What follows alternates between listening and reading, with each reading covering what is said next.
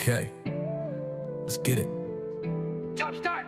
Sports debate. Say it slow, bang, bang, bang, bang. Watch the bank roll, grow. Hall of Fame, gang, gang. You already know. Cheat codes, running plays, green lights on go. Win some, lose some, but live to bet tomorrow. Slow, bang, bang, bang. Watch the bank roll, grow. Hall of Fame, gang, gang. You already know. Cheat codes, running plays, red nights is a no. Win some, lose some, but live to bet tomorrow. Good after morning, salute the Hall of Fame vibe. New members in the chat, put your middle fingers high. Bobby the builder stacking bricks with the crew.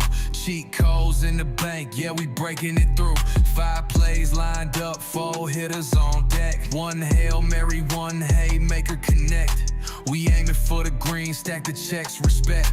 Using Lando's chart, man, you know what's next. There's a method to the madness, ride out the storm.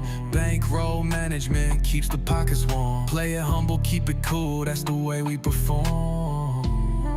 Say it slow, bang, bang, bang, bang. Watch the bank roll, grow. Hall of Fame, gang, gang. You already know. Cheat codes, running plays, green lights on go. Win some, lose some, but live to bet tomorrow. Slow, bang, bang, bang. Watch the bank roll, grow. Hall of Fame, gang, gang. You already know. Cheat codes, running plays, red nights is a no. Win some, lose some, but live to bet tomorrow. I post slips night and day, night shift or the dawn. If you ain't Lando or Ma, keep it calm. Drop your wins in the thread, keep the comments tight. Live bets in the chat, every play in sight. We banking non-stop, yeah, the hustle don't quit. Every loss just a step till the jackpot hit. Stay respectful, stay humble, never fold in the grind. Win or lose, it's the code, keep the Hall of Fame mine. We betting with the squad, yeah, the culture intact. Every storm we survive, we just double it back. Let's keep banking, have fun, put the team on the map.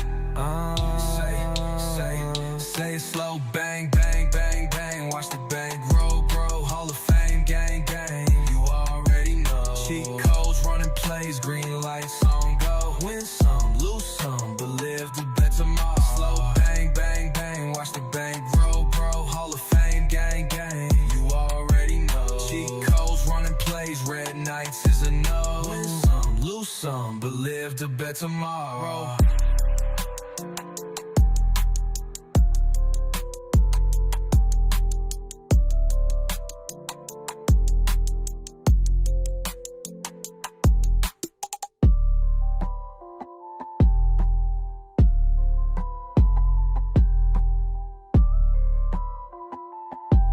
Win some, lose some, but live to bet tomorrow. Hugh, man, what it is, what it do, my brother. How you feeling? How you doing? Hey, what's going on, man? So we doing after dark. Let me see if I get my after dark smooth voice. jazz radio voice, deep voice. Yeah, so we doing it late, man. we real late tonight. maybe people in California, West Coast. It's 5 o'clock somewhere. I was about to say it's only 11 p.m. out in Cali right now, so it's still up. Let us know if where you guys checking in from. We have, I think Nick, he said Arizona is in the building, so shout out to AZ. Now, Hugh, I heard Arizona been getting 100-degree weather. We need to be out there, shoot, because our weather is snow. Ghetto. It snowed Super today. Yittity. So, Hugh, we won people money today, dog. Hey. And, the haters going to be mad today because it was one of those days where no matter what we was doing, everything was hitting. And we like it, man. So, I tried something new today, which was very, very dope. And it's over on Fanatics called Squad Bets. And what they do is let you be able to combine players. So say, for example, you could combine 5 players for like 120 points. You can combine 6 players for 30 assists. And it basically build it. And it's genius. It's very fun. It's like a gray area. So D sent it to me. He was like, Lando, I think you'll be able to kill this. Figure it out. And I tried it today and went 3-0. Hey. So I gave people the threes, and it's like, yeah, we're gonna have to run this up before they change it because it's like a very Before they unique. figure it out. Yeah, because it's unique. Like my strategy was like for rebounds. It was a total we needed 50 rebounds, and I had Wimby and Donovan. I'm like, okay, they can get us over 10. They can possibly get us 12, 14, 15, up to Mm-hmm. 16, whatever it is. Then I had Jalen Duren and Harkenstein. Those a bang or bust. So it can go Yeah. with like they can get you 5 of them because they get in foul trouble, or they can possibly get you 16 on a good day. And Yep. my last was Brandon Pozimo or whatever it is, like little point guard who randomly some got 10 games, get 8 rebounds. Some he can get you 2. And that was a great concept. So we hit that 3-0 sweep. One of our members gave a first basket banger, a plus 10,000, a dollar got you 105. He did a Wow. first score exactly how they did it. He said Luka was going to score a 2-point field goal, and he parlayed it with Wimby was going to score a 2-point field goal. And both of them did on DraftKings, so that was good to see. And Hey. with my regular plays, we just had green. All my live plays, I gave everybody hit or just about hit. So we had a very good, productive day. Going to NBA, Hugh, the Okay. Lakers versus the Pistons. Going Hey. into today, I'm like, there's no way the Pistons win. And I told you, I'm like, we 100% should have been and would have been at this game if Cade is playing. I'm not going to a game. Yes, you can see LeBron, you can see Luka, but I'm like, I don't want to go to a game where we can't be competitive to win and our star is not there. Mm. Dog, this was a perfect game to watch. It felt like a playoff game.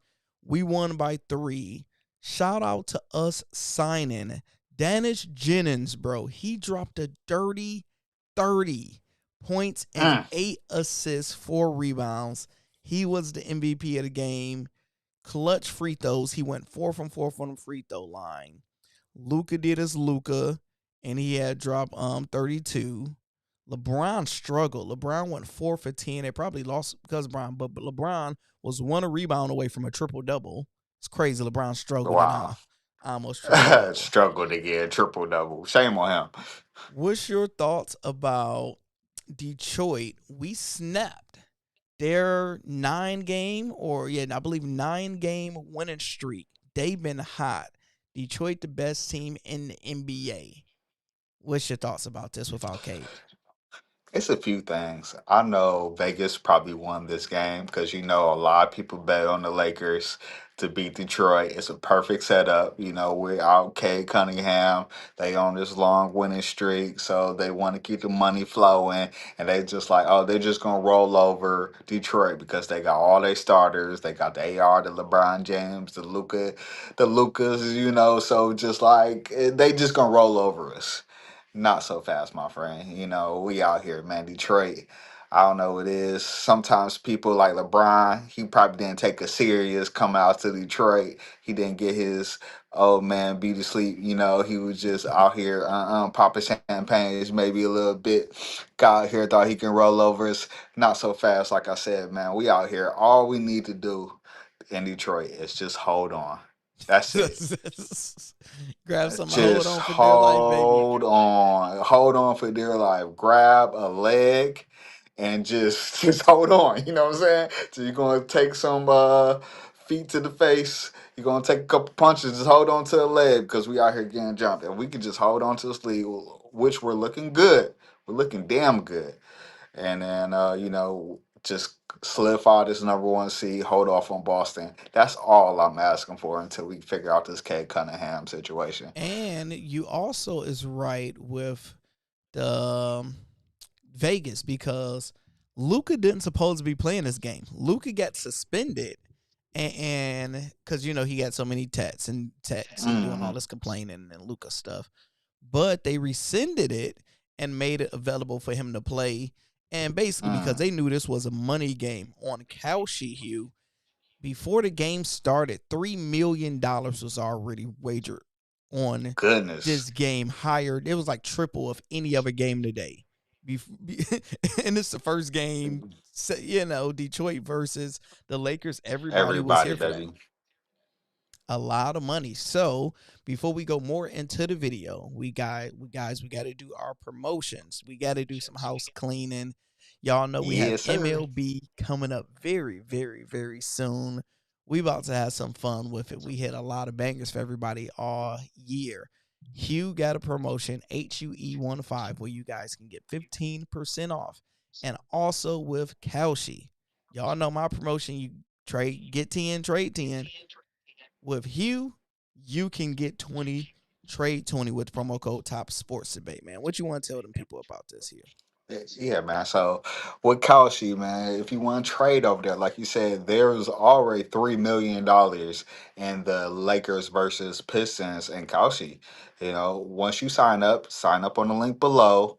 And all you gotta do is push through and bet $20. Once you bet $20, it'll kick in and you'll get $20 back. Trade So, well, $20. I'm sorry. I gotta get used to that. Thank you. Trade $20. No betting here. Thank you. Trade amongst the people. So you could trade in there. Once you trade $20, then you'll get $20 back. So it's pretty much a no sweat situation.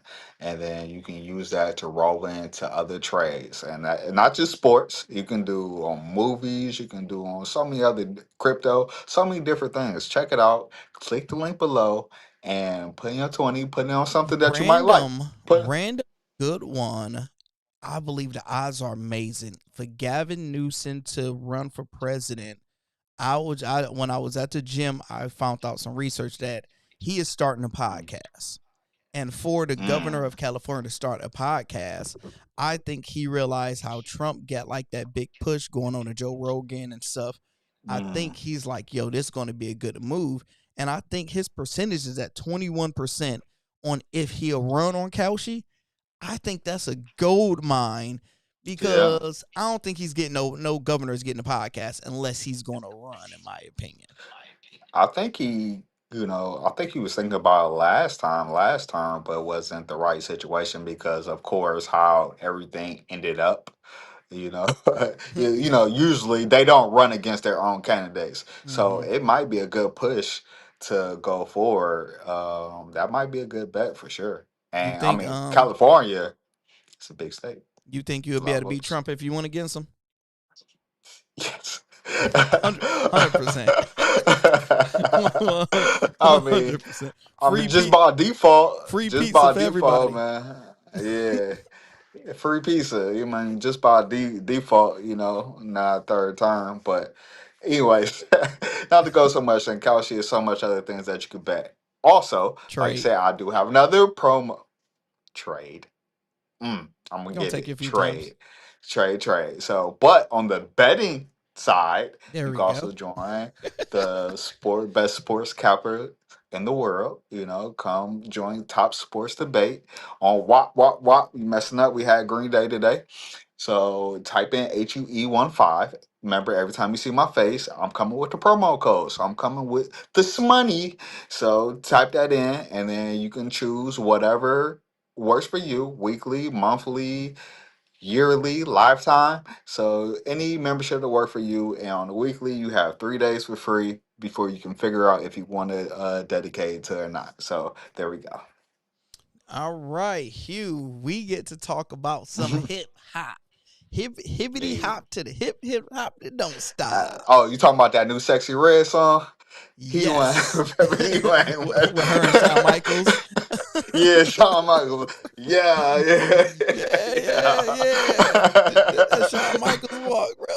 Hey, he doing he Hey, went, the collaboration we never thought we would see is Shawn Michaels and that Sexy Red. works. Hey, That works. it be like that sometimes, man. No, we got Killer Cameron, and J. Cole finally sat down and did an interview. They haven't released the whole interview unless you know something that I don't know, because I haven't seen the whole interview. But No, we it's seen. supposed to be Wednesday. Okay, all right. So Yeah. that's called one more day. Yeah. Now, but we do have clips, and this clip is talking about the lawsuit Let's listen to what they got to say about it, and we will give our thoughts.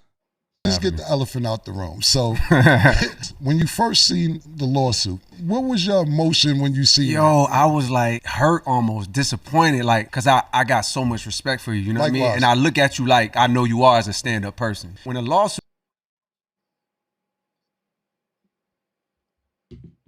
Come on. Oh no. Hold on. I got so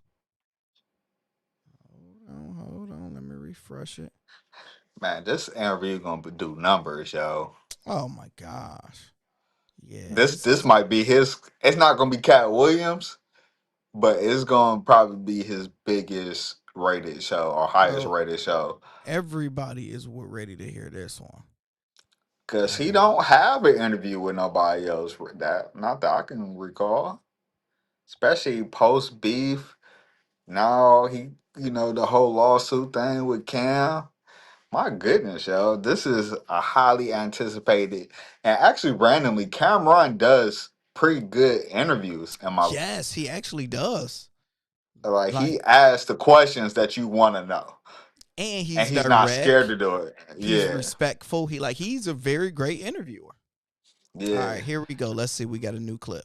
get the elephant out the room. So, when you first seen the lawsuit, what was your emotion when you see Yo, I was like hurt, almost disappointed, like, cause I got so much respect for you, you know what I mean? Likewise. And I look at you like I know you are as a stand-up person. When a lawsuit come out, I'm like, come on, Cam. Right. And only because it was like, in my mind, I'm like, bro, Right. you really could have hit me. Like, although it was taking a long time, I don't give a fuck if you would have called me and been like, yo, nigga, what the like you could have scraped on me, we could have argued, boom, Right. boom. I would have preferred that than the other way, because I was just like, damn, Cam, like it never got to that point where you couldn't like holler at me or whatever. Right. So my first thing was disappointment. And my first thought was like, fuck it then. Like Right. this nigga ain't even know I was still gonna come to his show. Right. Like, my first gut reaction, like, damn, and it's like misinformation, the lawsuit itself. And the internet running with it. People hit me like, yo, what's going on with the Cam shit? Boom, boom. So like my ego reaction is like, all right. Quietly, I'm like, man, fuck this nigga, boom, boom. Right. But quickly, I'm like, but nah, like, I get it though. Let me put myself in his shoes. Like, yo, the nigga feel like he was getting a runaround. You know what I mean? He don't know you for real. And Cam Mine is probably like, I seen this movie before. Right. You don't fuck with me. You don't want to do the favor. You trying to drag me out until I don't want to do it no more. Right. All right, nigga, bet. And I got one in the chamber. I never signed that paperwork for that fucking for that verse. So here you go, boom, just to like hit me in the rib. You know what I mean? And it's like, I still said in my mind, I was like, yo, I'ma still go see Cam. And which, of course, it was never going to go nowhere. But for me, it was more like, I need to get this nigga attention. Ooh, Hugh. So I'll go first. If you owe me money and you said you'll pay me on Friday, and I have to call you on Friday to say, well, my money, you say I'm going to give it to you next Friday. Then next Friday come and it turned to next month, and now we're 3 months down the line and you haven't gave me my money. You can't get mad how I react if I decide to sue you for not giving me my money the day you said you would do it. And then now I'm starting to hassle you for my money. And that's the energy it is. It's like, yes, J. Cole, you agreed. Number one, you called him for a favor. And Cam's side, he's like, look, you called me for a favor. You needed a verse. I'm Johnny on the spot. Bam, let me do this verse. Boom, boom. You don't gotta give me no money. All I need is an interview from you. And he's like, all right, you pushing the interview. I gotta wait till my album come out. I gotta wait for all of this stuff. And I get it now. I respect J. Cole as an adult and how he responded, because he's like, yo, my initial reaction is, bro, F him, because you don't know what I got going on. I'm going to do it. And then when he came to the acknowledgement of, okay, we are in this industry where people would just give you that Heisman. Yeah.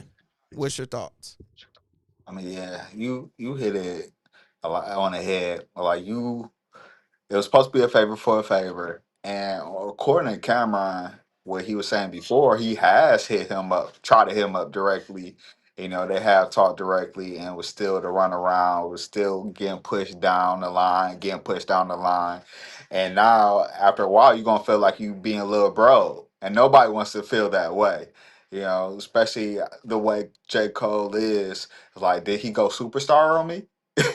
Like, did he just go little bro on me? You can't have that. Like, I did it for you, and you said he was gonna do his interview, but no, I gotta do this. No, it ain't the right time. Now we in the middle of this. Then when it is gonna be, I. So like, yeah, I'm gonna hit you with this, like you said. Bam. Now I'm serious. Now we on business level. You know what I'm saying? I tried the bro way. I tried the camaraderie way. Like, hey, let's do this. That didn't work. So now we gotta take this. We gotta take it there. Now I'm interested. Is he saying that just because Cole was there, like it wasn't gonna go nowhere? I feel like Cam took it there. Me personally. 1000% was gonna take it there. 1000. He's like, yeah, I did for your attention. No, Yeah. you had his number. There's correct number. You and like J. Cole, like, man, you could have called me. We could have argued. We could have, bro. I did. He said he already hit you a zillion times, and you Yeah. kept spinning them. So it's like after that, I ain't about to fight you. So what else can I Yeah. do? I can sue you.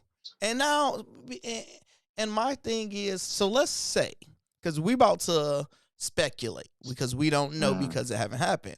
Let's just say Cam never did the lawsuit. First, in your opinion, would J. Cole have came and did the interview?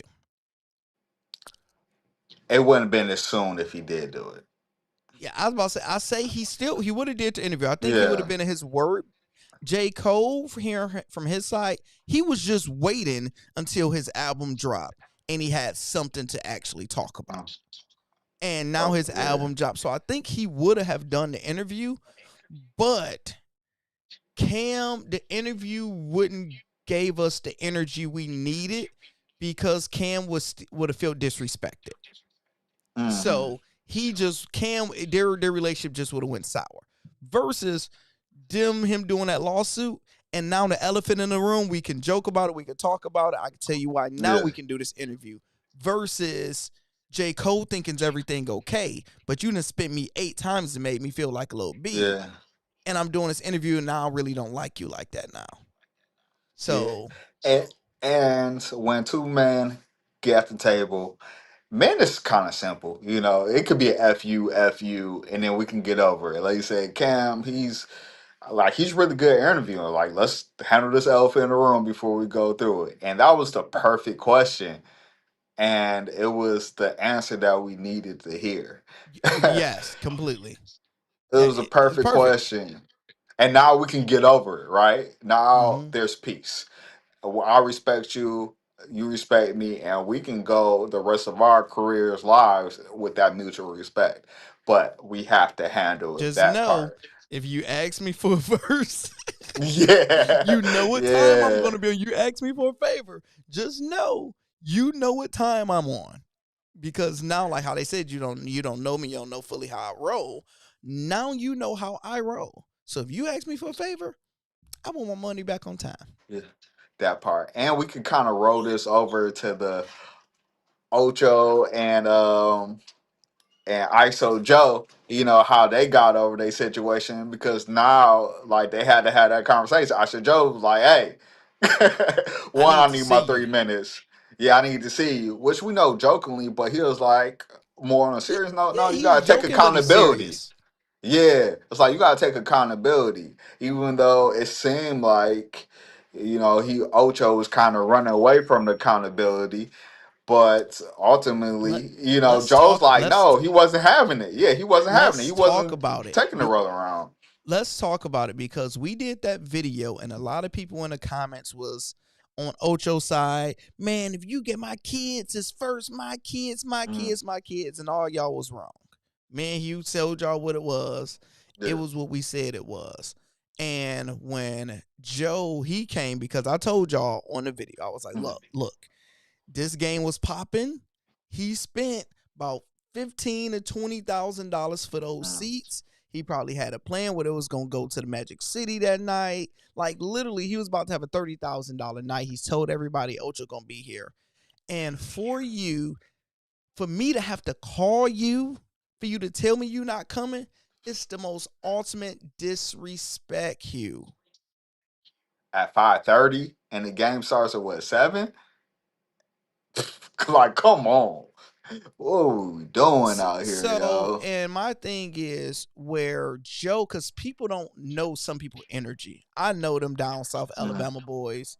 A lot of my family from all mm, down in Atlanta stuff. I know. We call my cousin Polo Joe, ISO Joe. mm. So the energy is he was jokingly, but he was being very serious because he told Ocho, he like, I ain't about to Yeah, mess with you no more on that level. We ain't yeah, we ain't hanging like this because I done gave you a chance, and I'm giving you a chance to have what you said accountability and be like, yo, I messed up. I'm going to make it up to you. I dropped the ball. Just let me pick it back up. But he didn't take no accountability. What's your thoughts? yeah.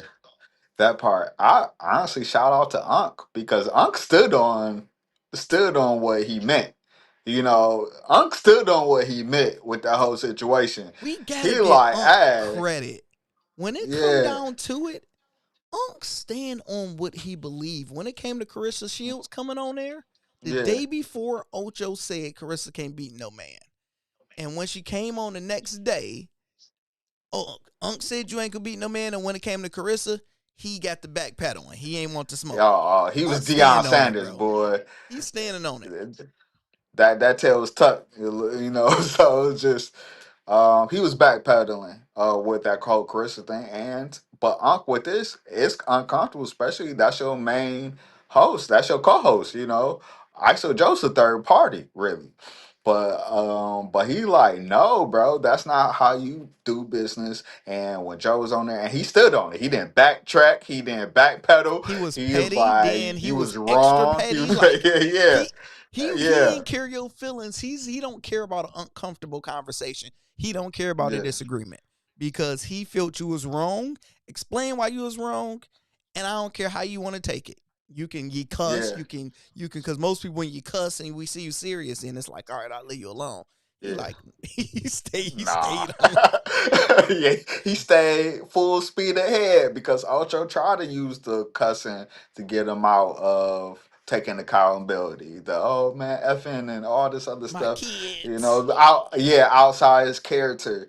I mean, Joe could have been like, hey, you took money away from my kids. I could have spent that 30 grand on they car, And was college tuition, And what's whatever the case crazy, might Joe be. said he don't even want the money.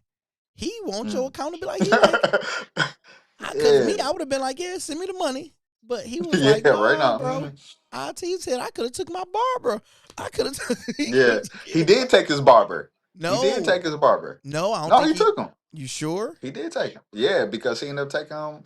He ended up taking him at the end. Once I don't think once he he talked to did. Joe, because he said it, I think he called Joe while he was at the barber or whatever, and then he ended up taking it afterwards. No, We'll I think. confirm it later. Put Yep. put put a dollar on it. Oh, definitely $1 on it. Yeah, that's All free right. dollar because you just ain't here right. But yeah, that was a good one. Next up, Hugh. Cam Thomas can't catch a break, bro.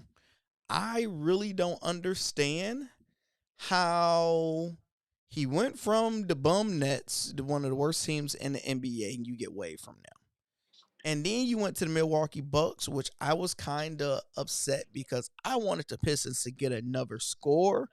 Thank Lord for Mm, Jenkins, but yeah. I want another score, and I'm like, bro, we getting him off the couch. He can get us 12 to 18 points. In some games, it can get you 30 if you give him a chance. And he got waived today. What's your thoughts about that? Like, why do you believe this happened? It might be him. It might be him. It could be a combination of two things. It could be him. Say if he didn't come with good energy, which I doubt. I doubt. Or maybe that if they picked him without waiving him, his agent was trying to aim for too much money on the back end. That's the only thing I could think of. It's either personality or business, right? I when it love comes the down to it. comments are so hilarious, bro. Waved by the Nets, Oh, then they got my boy. waved by the Bucks 6 weeks later. Bro can't keep a job longer than a free trial. And then they talking about thanks he got waived, but at least he gave us a historic meme. Well, look at they talking about that meme with Giannis over there smiling. Dog, I don't want to play with you anymore. Man, the NBA, like Twitter is a dirty place, bro. That's ruthless, boy. They got It's Cam ruthless. Johnson joining the Bucks 3 games later than get released. So, my thing is, Matter of fact, I'm sorry talk to not to me. cut you off. And also, on maybe on a lighter note, on a good note, we know the Bucks don't want to win. So I forgot about that. The Bucks don't want to win anymore. They trying to get Giannis to sit down for the rest of the season. So if you're trying to get Giannis to sit down for the rest of the season, why keep your good players? Because you're trying to aim for that higher draft pick. So that's You what could be right it's there. definitely a tanking method because Hmm. he's the last person that's gonna be game with tanking. He's trying to prove his keep in this NBA before he get out of this NBA. Yeah, so he coming in with the he ain't hesitant, and he going for it. He's giving winning effort, and they like, whoa, whoa, Whoa there, buddy, big fella. buddy, we not here for all that, and then they have to let him go. Yeah, TKO. I think you're right about that. I think you're right. Now Sometimes this you gotta let it go. now this is going to be an interesting one, Hugh. Pat Bev, remember a few months ago, he had that Mm. situation where out of nowhere we just see Pat Bev in jail. We like Pat Yeah, Bev, we know he crazy on the basketball court, but he have no history of doing crazy stuff outside of it. And then everybody went crazy on him that day. Then we find out the next day it's something to do with his sister. Then a guy was older. So we was like, hey, sound like you had to put hands on somebody. And, he probably was younger. It is what it is, right? Fast forward some months later, everything get dropped. He proved that he was right. The sister was young and thoughting and plotting and being kids and stuff, but yeah. messing up his future. Now he had a podcast, the Pat Bev podcast, that started off doing good, and they changed the name to Hoopin' and something. He is talking about how he lost that podcast, and he has started his own YouTube channel, which Pat Bev. Oh, we can probably try to get Pat Bev on because Pat Bev, you don't get no Hey, subscribers. That would be hey, holla dope at to your get Pat. boys. Yeah, We gonna get somebody. I reach out We to gonna Pat get Bev. I somebody. can get we get Pat Bev on. All right, so I'm about to play it now. I'm playing it in 1.5 speed. So, because it's only like the first 6 minutes, but I'm playing a little faster, so it's gonna sound a little faster because when he's talking, he's taking his time, so it's gonna smooth it out. As you guys know, that I'm currently not on hooping and hollering right now. It it came as a surprise a little bit, right? Actually shocked a little bit due to the fact that this show was the Pat Bev pod with Ron less than 6 months ago. So I get a call, right, through this whole process, right, this whole case process, right? I haven't been able to like really post anything with Barstool, just until everything was over with. Dave has done a phenomenal job being communication-wise, right? Allowing me to still be with Barstool, but basically until I get my shit in order, you feel me? Like come back when you're not hot type of vibes. And I understood it. So now that, everything has been, the truth came out and everything is over with, I'll call Dave, like, okay, cool. It's time to get back on the pod. Like, what's up? You feel me? And Dave say, have you talked to the guys? And I'm like, okay, I don't know why I got to talk to them, but all right. I hit the group chat. Mind you, through this whole time, right? And I don't want to harp too much on this, but through this whole time, like, I ain't heard a word from Ron, right? Not one word. Not, is you okay? Is family okay? Is mom okay? Is sister okay? Not a word, right? And I'm an emotional type of dude, so y'all let me know if I'm in my feelings or not. So Christmas come, and I know I'm gonna get a Merry Christmas from him. And you feel me? I wait, and I don't get, and I hit him like, yo, Merry Christmas. Like, hope the fam is well. He hit me back like, oh man, was caught up with the family. Yeah, hope all is well. Mind you, I haven't talked to Rome on the phone since this situation has happened. Not one time. You talking about this?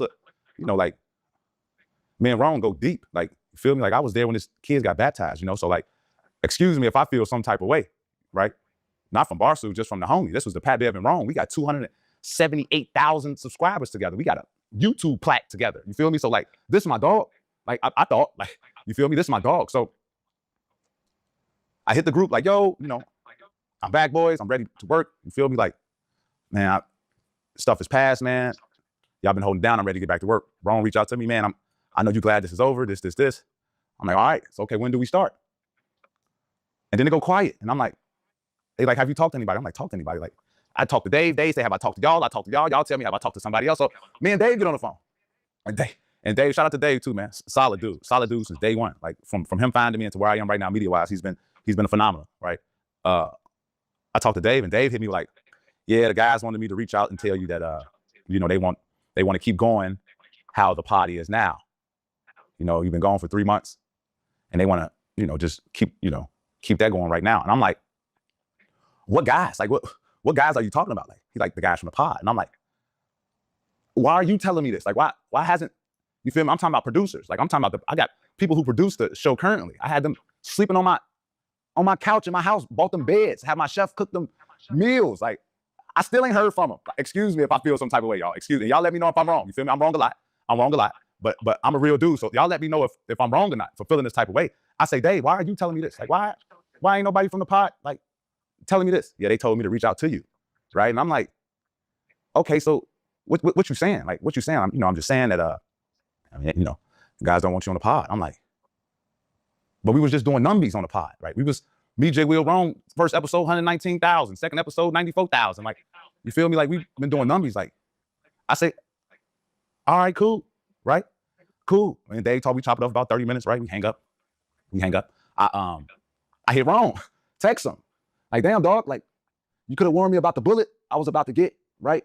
I thought we was friends, right? I thought we was, you feel me? Like, but regardless, it's always love, Wrong. You know the vibes. Like, you know the vibes. You feel me? Like, you Brody, to me still, right? Like, you know the vibes. Wrong hit me back like, yeah, man, I just found out 15 minutes ago before you talked to Dave. Like, I guess they made a business decision. So I'm really confused right now, right? I'm really confused. If we live in a place where it's innocent until proven guilty and I'm innocent, I don't understand why, like, but that's a whole nother story. So yeah, that's the reason why I'm not with on the pod right now on Hooping and Hollering. But it's no, let me get this clear so everybody understands. There's no beef, no shade, no anything. I just know, like, I'm gonna get asked this question, so I'm gonna just answer it right off the top. Like, this is. Hugh, can you please go first with this one? Because since I watched this one when I was at the gym and I had time, and since I do YouTube and all that stuff, what's your thoughts about that, bro? Because I don't want to crash out yet. All right, yeah, let your boy go, man. It sounds like Rome is looking out for Rome. That's what it sounds like. It sounds like Rome is looking out for Rome, but blaming Barstool for how it went. So it sounds like he's playing the angle. Yeah, Barstool created, you know what I'm saying? They made a business decision. I could be wrong. Or it could be Barstool blaming the guys, right? They out here just like the Spider-Man meme. But just our speculation, if I was to bet, is Rome look out for Rome. That's what it sounds like. And it sounds like because Pat Bev was the headliner. Okay. Was it the Pat Bev show? Was that That what was it the was called? name of it, bro. The Pat Bev So Show with Rome. with Rome. So Hugh, now is if I Rome. showed you Rome right now, would you know who is Rome? No, absolutely not. You never. So that's why it's even a more of a chess move because it's like you got Pat Bev out, and now is my show more opportunity. I can push my ceiling up without Pat Bev. You take the headliner out, and now I'm the headliner. It's almost like Cowherd and the guy in the small desk, and he go to the big desk. Does he really want to go back to the small desk? Probably not. Hey man, this is sound like a setup, like top sports debate. That's your thing, but I need to make the move, get Lando out, You're gonna be doing them bets, and baby. yeah, I'll be here doing the best. Yeah, Lando ain't here today, but you got your boy Hugh, man. Don't even worry about it. Don't even worry about it. I got these new bets for you. And and just take over your whole platform and start changing little things, little symbols here and there, and then next thing you know, take over my boy whole page. work But work that's what it real sounds hard. like. Yeah. Work all the way up. And Break rob all them y'all blind. selves. Break all y'all selves. Hey, chat, name that movie. But it sounds like somebody don't want to take responsibility in the way Pat Bev was explaining it. Like he got the real from the guy from sports Barstool. I'm sorry, Barstool, and it sounds like Ron was just tip tapping, just trying to take my man place. What you think? You said it perfectly, bro. Dave Portnoy or Dave Portnoy, I can't say his name correctly, but the guy that owned Barstool, the crazy Michigan guy, Patriot guy, we see him all the Yeah, I time. love him. One thing about Dave and all of the interviews, my experience with him, you could say he's annoying, you could say he's this, he's that. He is a very honest and transparent person. Everybody from Gilly them, when it come down to money in business, he's just going to tell you what it is. Everybody have said that about him, especially black people in the culture. They like he's one of the real ones that just would keep it 100 with you. So if Bat Bav called him and he told him what it was, because Dave Portnoy, I was watching the clip earlier when they asked him about the situation. He said exactly what Pat Bev said. He was like, look, I told Pat Bev the block is hot right now. You just got to accuse all these crazy things. If they're true, we ain't going to be able to do business. If they not, we can do business. I ain't about to make no knee-jerk decision because we don't need to. Just be calm. Wait till the legal part happen. You said you innocent. If you innocent, we going to circle this block and we going to keep on running it up. 3 months later, he's innocent.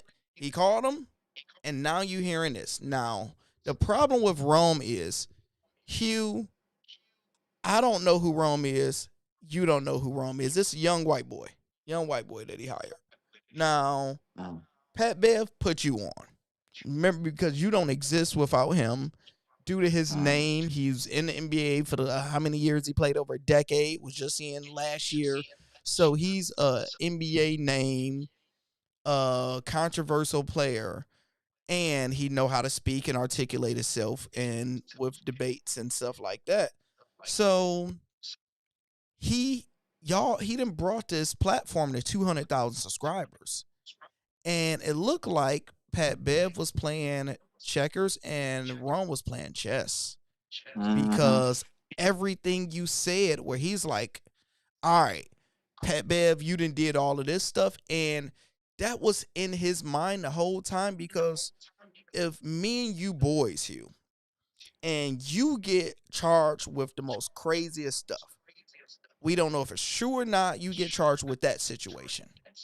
As a friend, I'm going to reach out to you and make sure you okay. Is you okay? How you doing? Yeah. How you holding up? Can't wait till you get back on here. Bro, miss you on the show. Whatever it is, I'm going to be that friend. And if you get charged with all the crazy stuff, I'm going to still be your friend. It's like, hey, man, we can't do no, you fumbled the bag. Hey, I would tell you come over the house. You just ain't getting on this camera. So for him to not reach out to him, that's strike number one. Strike number two, y'all Kind of change. two. Huh? That's almost two strikes right there. Not one. Not one reach Yeah, out. you're not reaching out is That crazy. tells a lot. Y'all already changed the name. I think they changed it when Pat Bev was there, from Pat Bev's show with Rome to Hooping and Hollering. So now you got another person that's in there. They doing a show without you. They're not getting the same numbers. Some episodes they get numbers, but you need to start with Pat Bev. You switch it up, and it sucks for him. And the number one thing I hate the most is that Pat Bev is taking a high road. Man, you know the vibes, bro. I'm texting you. I love you. Man, it's always going to be low. Bro, Nigga, F you. And the I click you ain't, claim? bro, I'm crashing out. I'm not building this platform to 200,000, Hugh, and they accuse me for doing things I ain't do. I'm going for 3 years like I didn't did it for a bid. I went to jail for a day, and I came back 3 months later, and you done changed Top Sports Debate to Hugh Debate, Nah. and you like, hey, You ain't man. gonna let me, man. Like, bro, we are game banging. Yeah, that's rough. That's crazy to me. That's bold, bro. And I just hate how some people, and that's probably just who he is as a person. He took the high road. It's still love. Hey, man, y'all be great. Go subscribe. Like, no, bro, because you're educated enough to know when two people is playing games with you. Yeah. Because if Dave's telling you to call them and they saying call, oh man, I just found out before. All right, so okay, let's figure this out. All right, X all of that. I'm still in it, and I'll be on the show tomorrow. Cause y'all can't Yeah. X me out. Give me what's the Cause contract? yeah. Dave said I could be on it. So we're good now, right? So we'll see you. See you We're, tomorrow. we're good now, right? Right? Okay, crickets. Yeah, Okay. it's multiple ways. People starting to come in here now. Y'all getting heavy. Y'all ready for the late Yeah. night? Yeah. So Come yeah, on, that's a tough come one. to our night talk. All right, next, Scottie Pippen. Did you see this Scottie Pippen ad, bro? No. So No, Scottie I Pippen didn't. is still game banging with Jordan, bro. Like, I don't know. These old people, I'm not going to show the video, but I'm going to play the audio and y'all can see it. It is literally just Scottie Pippen sitting there talking, looking just as if he's doing the documentary with Jordan. And he got a pib right here. He got the Coke, and this is the sound of it. Straight You say he got about the Coke? He got whatever this Pip. drink is. When you Oh, okay. think about Pip, you think of what? Second best? Fact check 'em, Pip. When something has been considered second best for so long, we just blindly accept it as gospel. A decades-long plot built on marketing, social media. Multi-part documentaries. Pip took that personally. Yeah, I said it. Pip is a GOAT. It's Pib. Don't correct me. So, once again, because it's quick, I'm going to play it one more time. Let's set the record straight about Pip. When you think about Pip, you think of what? Second best? Fact check 'em, Pip. When something has been considered second best for so long, we just blindly accept it as gospel. A decades-long plot built on marketing, social media. Multi-part documentaries. Pip took that personally. Yeah, I said it. Pip is a GOAT. It's Pib. Don't correct me. Since you went first, Yeah. What you got, man? I don't know. I don't know. It's like, all right. First, Pib, y'all. Number one, have you ever tried Pib? No, I didn't know it existed until right now. Oh, I know Pib. Wonder if Okay. Nick, if you're still in, is that in Arizona? What state is Pib mainly popping at? Because I don't think we can go to the store and get a Pib right now, but I know what it is. Okay. It's like a Coke mixed with like a root beer type of taste. Now, Okay. so Pib had to reach out to him, and they like, look, we want you on the team, and this is the concept of what we're going to do. As Scottie Pippen, I'm just saying no. I would be a marketer for y'all. We ain't doing this one. We're not doing this. And number one, y'all saying y'all throwing yourself under the bus. Pib is known as second best. That's terrible. But we ain't second best. We actually the GOAT. I take that personally. It just was corny to me. It didn't make me want to drink Pib. It just made me want to do a reaction to the video and move on my life. Which you I got? mean, to be honest, it was genius marketing, man. Because She is marketing. One, we're doing a video on it. I never heard of it. I never heard of it before. I would try it for Make the you want to simple try fact it. because I mean, what is it? You know, we probably can't get it. It's not probably in Michigan. But if I see it, you know, maybe. Since I finally know what it is, if I didn't know what Pib was, it was 0% chance I would try it. Because why? Why would I? It's not my rotation anymore. I don't, I just don't know. But now it's like, okay, this is what Scott is pushing. And we're just going to say, we're not sure how much Scotty got in the bank, money in the bank right now. You feel? So at this point, he probably like, let me get you some money. You know what I'm saying? And if I got used a little beef with the greatest of all, well, some people's greatest of all time, then that's what I'm gonna do. I'm just gonna go with that. It's a And he J. threw you under the bus doing the Yeah, documentary. yeah, F that Ninja too. yeah, bro. Touche. Tupac all through this thing, and the clicky clang. You You right. know, so I You think it right. was I genius, agree. man. I agree. Drew said, D said it's a knockoff Dr. Pepper. That's exactly what it is. It's basically a Okay, knockoff Dr. Pepper. Pibbs you in like Dr Michigan. Pepper? Um, it's not bad. It's a very unique taste. It's just I prefer to have a Coke than a Dr. Pepper. Your Pibbs top three in pops of Michigan. all time. Ooh, that's a good one. Let's go right now. Yeah, let's Number top three. one is Sprite. Quench your Sprite. thirst. Okay. Athletes. It's literally the commercials. Literally is the closest you will ever get to exactly how something would taste, because you turn it, you get a tss, All and it's right. like All right. quench your thirst. It got Sprite is hands down number one to me. Number two is very. I would have to go. I don't have it as much.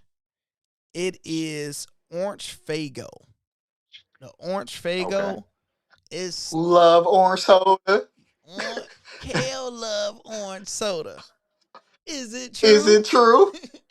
I do, I Mhm. do, I I do, do. I do, I do, Name I that movie, do. y'all. Ooh. Name that movie. So I will have to go with that number two. And I will go wild with number three, which a lot of people probably not going to agree with. I'm going with Vernus.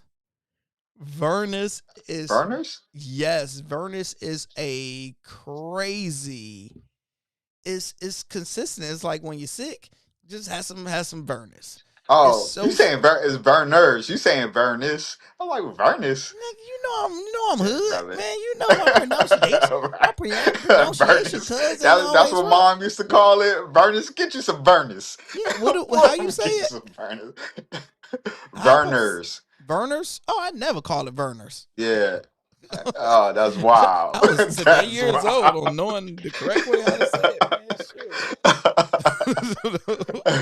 Who did your what's your three, Mister Verners? All right. All right. My number one is peach pop. I love peach pop, yo. Peach pop. I Peach would have pop, it never just thought peach smell. pop is amazing. It's amazing. It smells amazing. Like it's the best smelling Oh my pop that you can gosh, I get. used to love peach pop. How you even? That's crazy. I Y'all love never it, had peach yo. I pop. love peach pop. Peach pop is like literally soon as he said it, I can 100% smell it and I can taste it. Smell it. And it was making me angry that I kind of don't have one and I ain't had one in a while. So I ain't had one in so long. I don't drink pop anymore, so since I you was a haven't kid, had it. Yeah, since I was a kid. But man, I love peach pop. Number two, I would have to go with Sprite because it's actually my personal opinion. It's the best alcohol pop mix.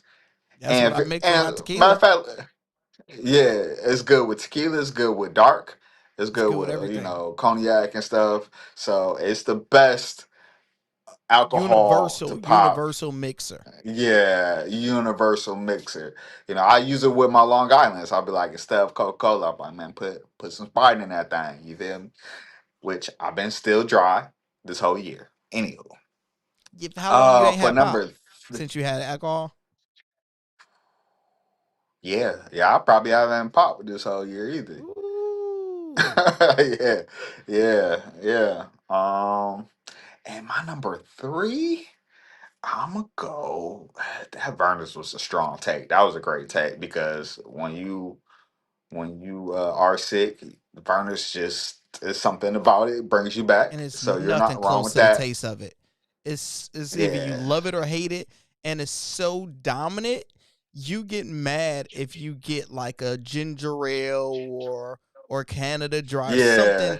else. It's It unique. just it ain't it. And a lot of people in the outside world probably don't know what Vernus is. They like you said, the Canadian Dry is what they rock with, I think or Vernus probably was made in ginger Michigan, probably. ale.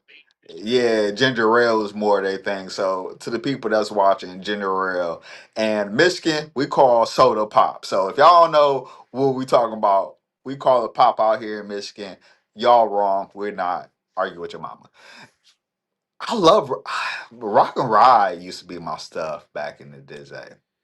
You It's know, good. You just can't have a lot of it. you can't have a lot of it. You can't have a lot of any of this, right? So, Not for the um, people that's in the comments asking. This is what peach pop is called. It's Fago. It's Fago peach pop. This yeah, is what it looks like. So it's definitely a Midwest Michigan thing. So you probably can't get it everywhere. So what's your third, Hugh? I'm gonna go. You already took burn, so I'll go with. I like grape soda. Why not? Grape soda. It's that and like the orange drink is the one with me and the kids.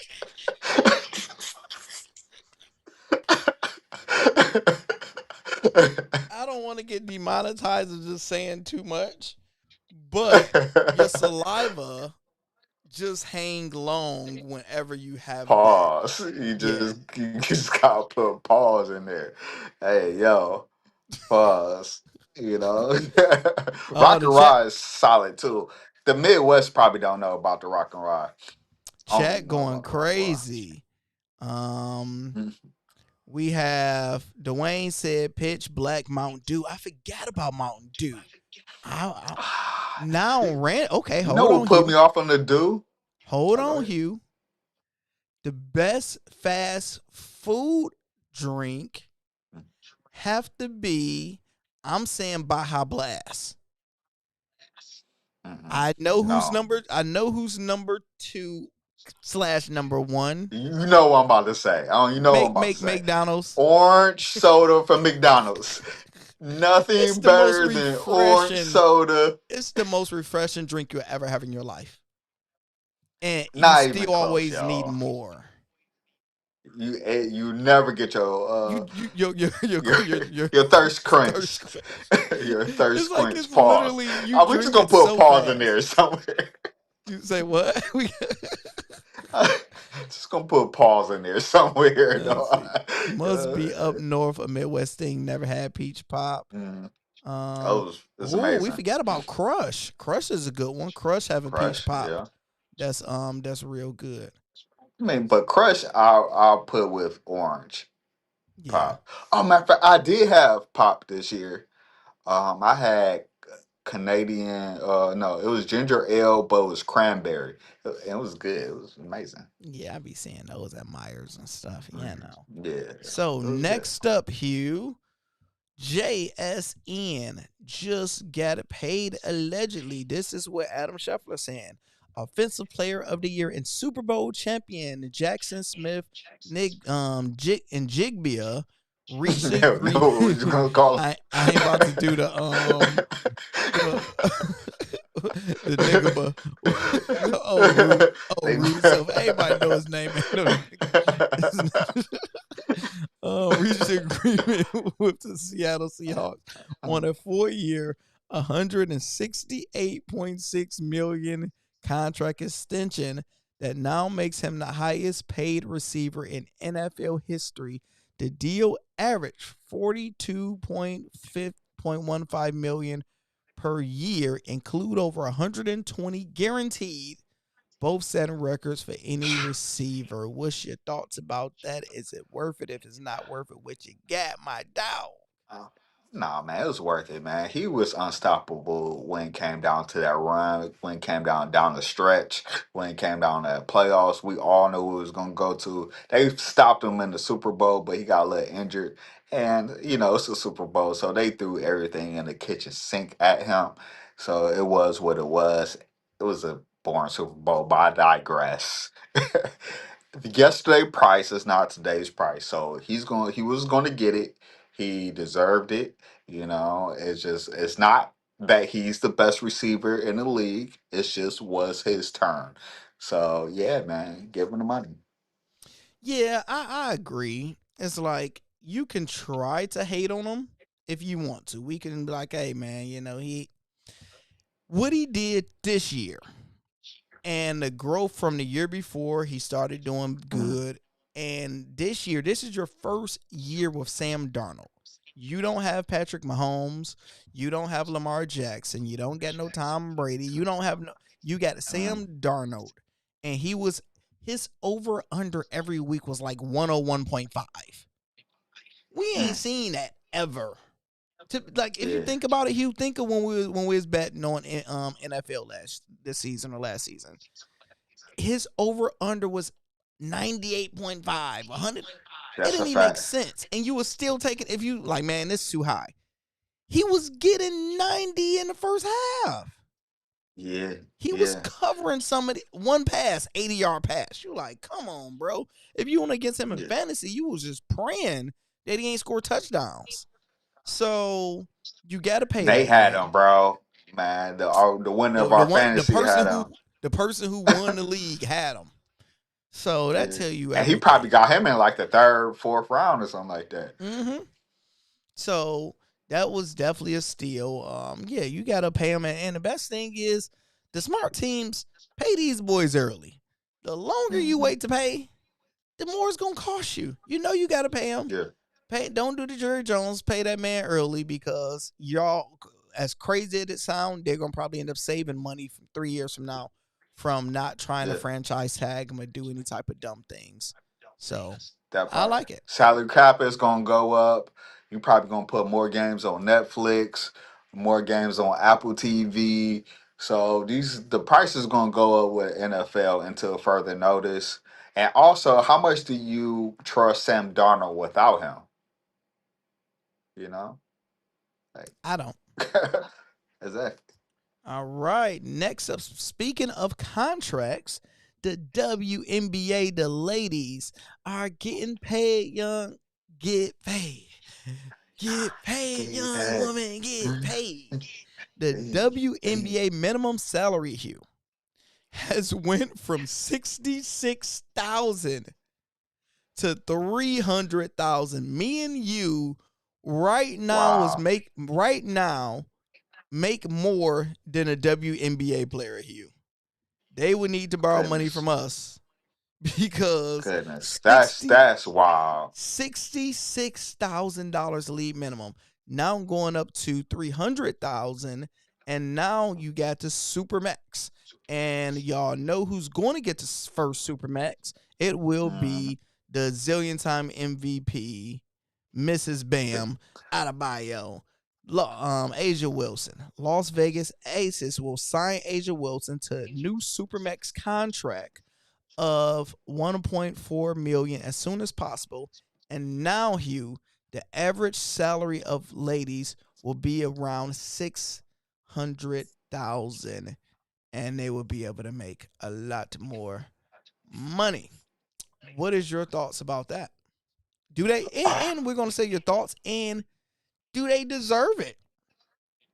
I mean, the okay, so yeah, No, shout out to them. you Well, take let's on let's women. first and Y'all foremost. know how Hugh is Let's on first and women. foremost. Just I'm gonna put your applaud. disclaimer. I'm gonna applaud them, man. Get your money, and yes, they do deserve it, I guess. If they gonna give it to you, then you deserve it. You know. So they league has been going up, and we have to give extra credit to the young girl down in Indiana. What's her Caitlin name? Clark.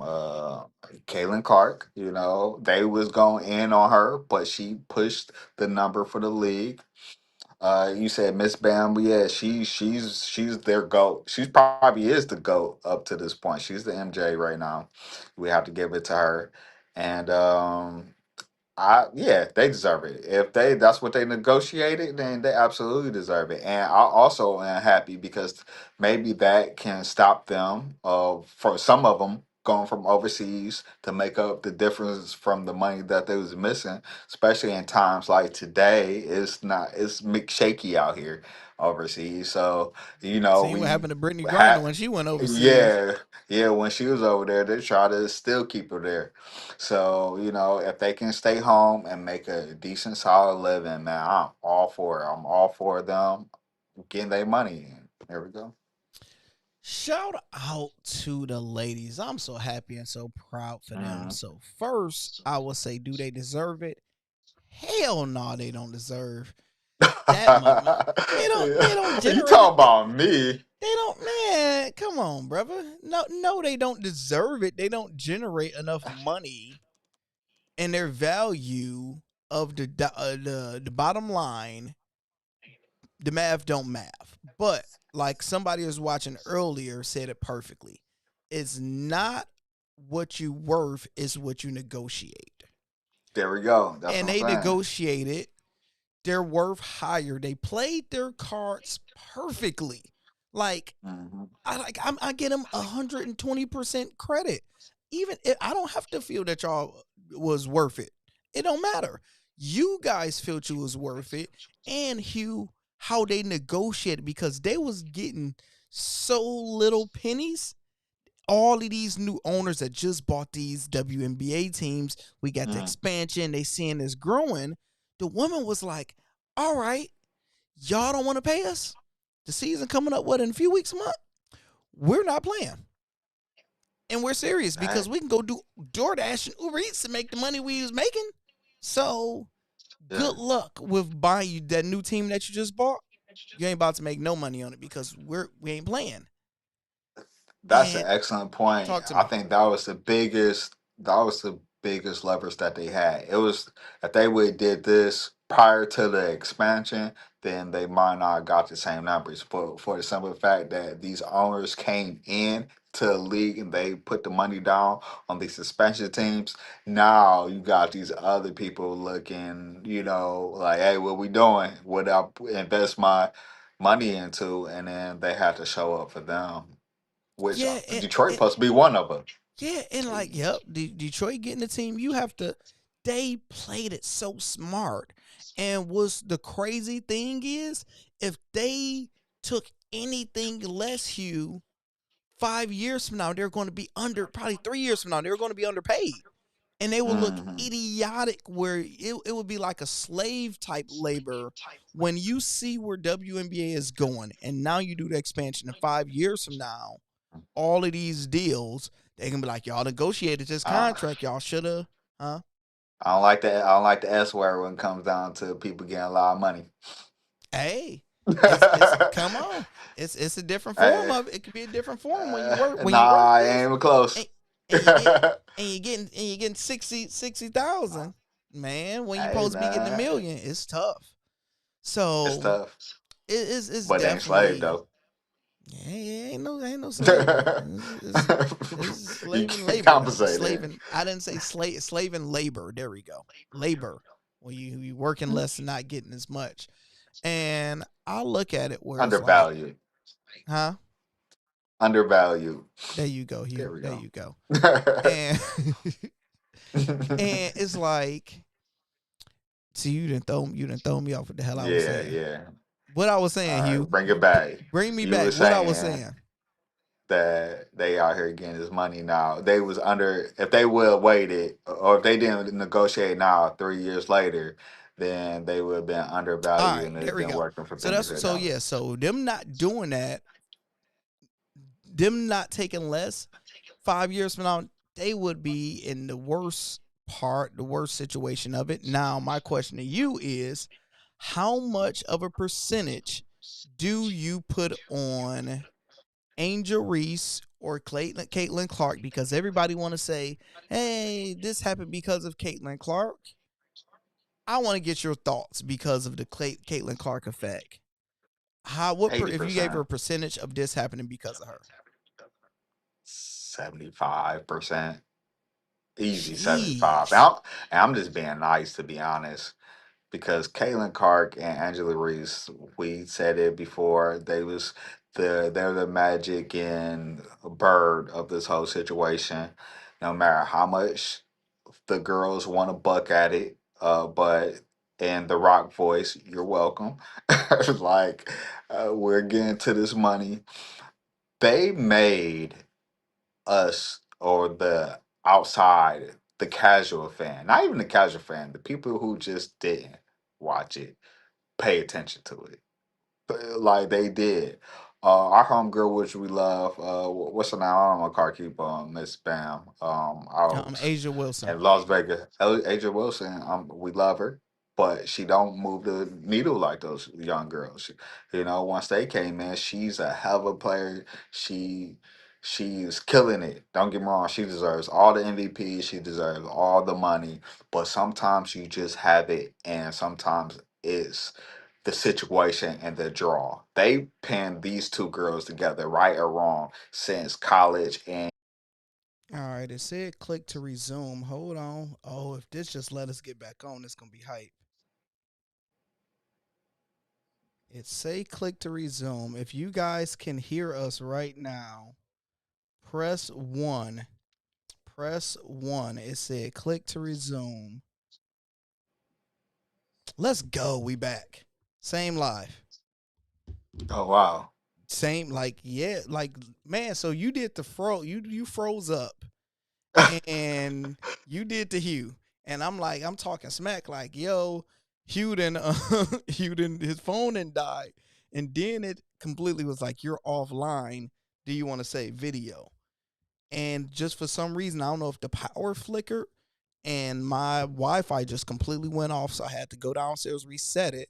I'm like, damn, did I not pay my bill? And they seeing it like, oh, you want to be on live on our dime and not pay us? They was on a cam. but but hey, you was what's up? froze too. You still froze when I'm looking at it. No, we should be good. Okay, Now it could take some time. people press 1, so they said they could hear us. So we back like we never left, baby. So now let me see. Or let's log in a different count to see before we keep going to make sure it's actually working. Let me make sure my Wi-Fi ain't on no janky stuff. Hold on. Because we definitely want to make sure we don't have to do this. And we want to do it right. I just don't know why my Okay, I'm so it is saying it. working on your end? Yeah, Yeah, it's working.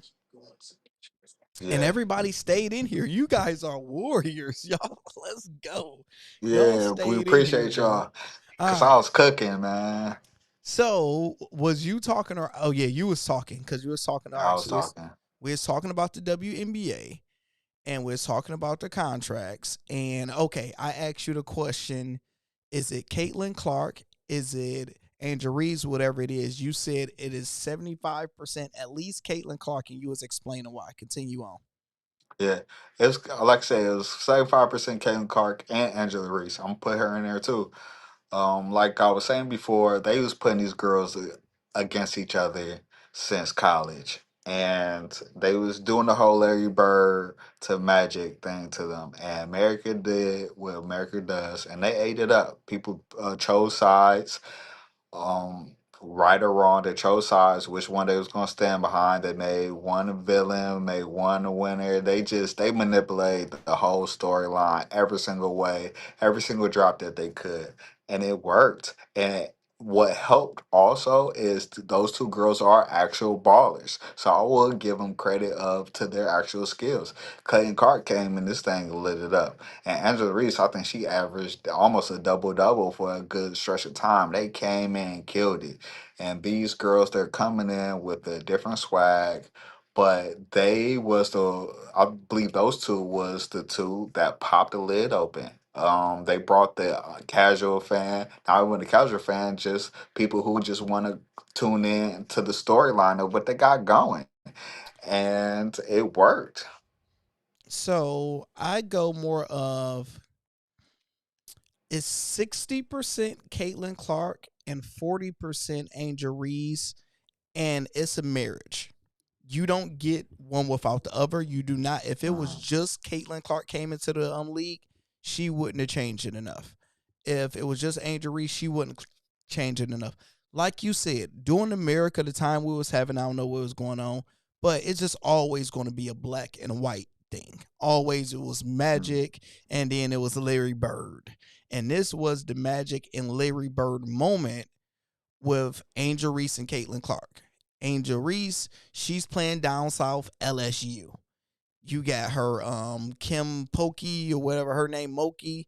She's Louisiana all the way. She's loud, outfits wild. And then you go up to Indiana, as white as it is gonna get. So you had the match made in heaven with them playing in the championship, Angel Reese winning. So you created that controversy. Most people who never watched women's basketball in their life was watching because of these girls. And you fast forward to the WNBA, people started watching because of them girls. Now you can give it a small percentage because once you got the eye on the new product, you got to give a great show. And once we started watching Angel Reese and Caitlin Clark, you like, damn, who is that? Asia Wilson, man, she out here killing. Who is that Chelsea Yeah. Gray? So you learning like, oh, number one, a lot of these chicks is fine as all hell. And number two, they out here also balling. So it was a match made for everybody. And then the secret thing what most people don't want to really talk about because nobody don't want to be sexist. Nobody don't want to discriminate or anything. The honest to God truth, Hugh, is the WNBA changed from the bull dagger, the man of the relationship, the of the lesbian until more The tomboy, of let's say tomboy, the there you tomboy go. era. There we go. It We went just from gonna more pitch with that, you tomboy. guys. Man, you already know I was gonna go left with Yeah, don't go it. low. Stay right, brother. Stay right. There go tomboy. There we It go. went from tomboy to woman putting on makeup before the games, looking Yeah, getting cold, fly. yams out, Never heels cheeked out. up on Tuesday. We like, hold on. And she had a boyfriend. Oh, she had a baby. She got a husband.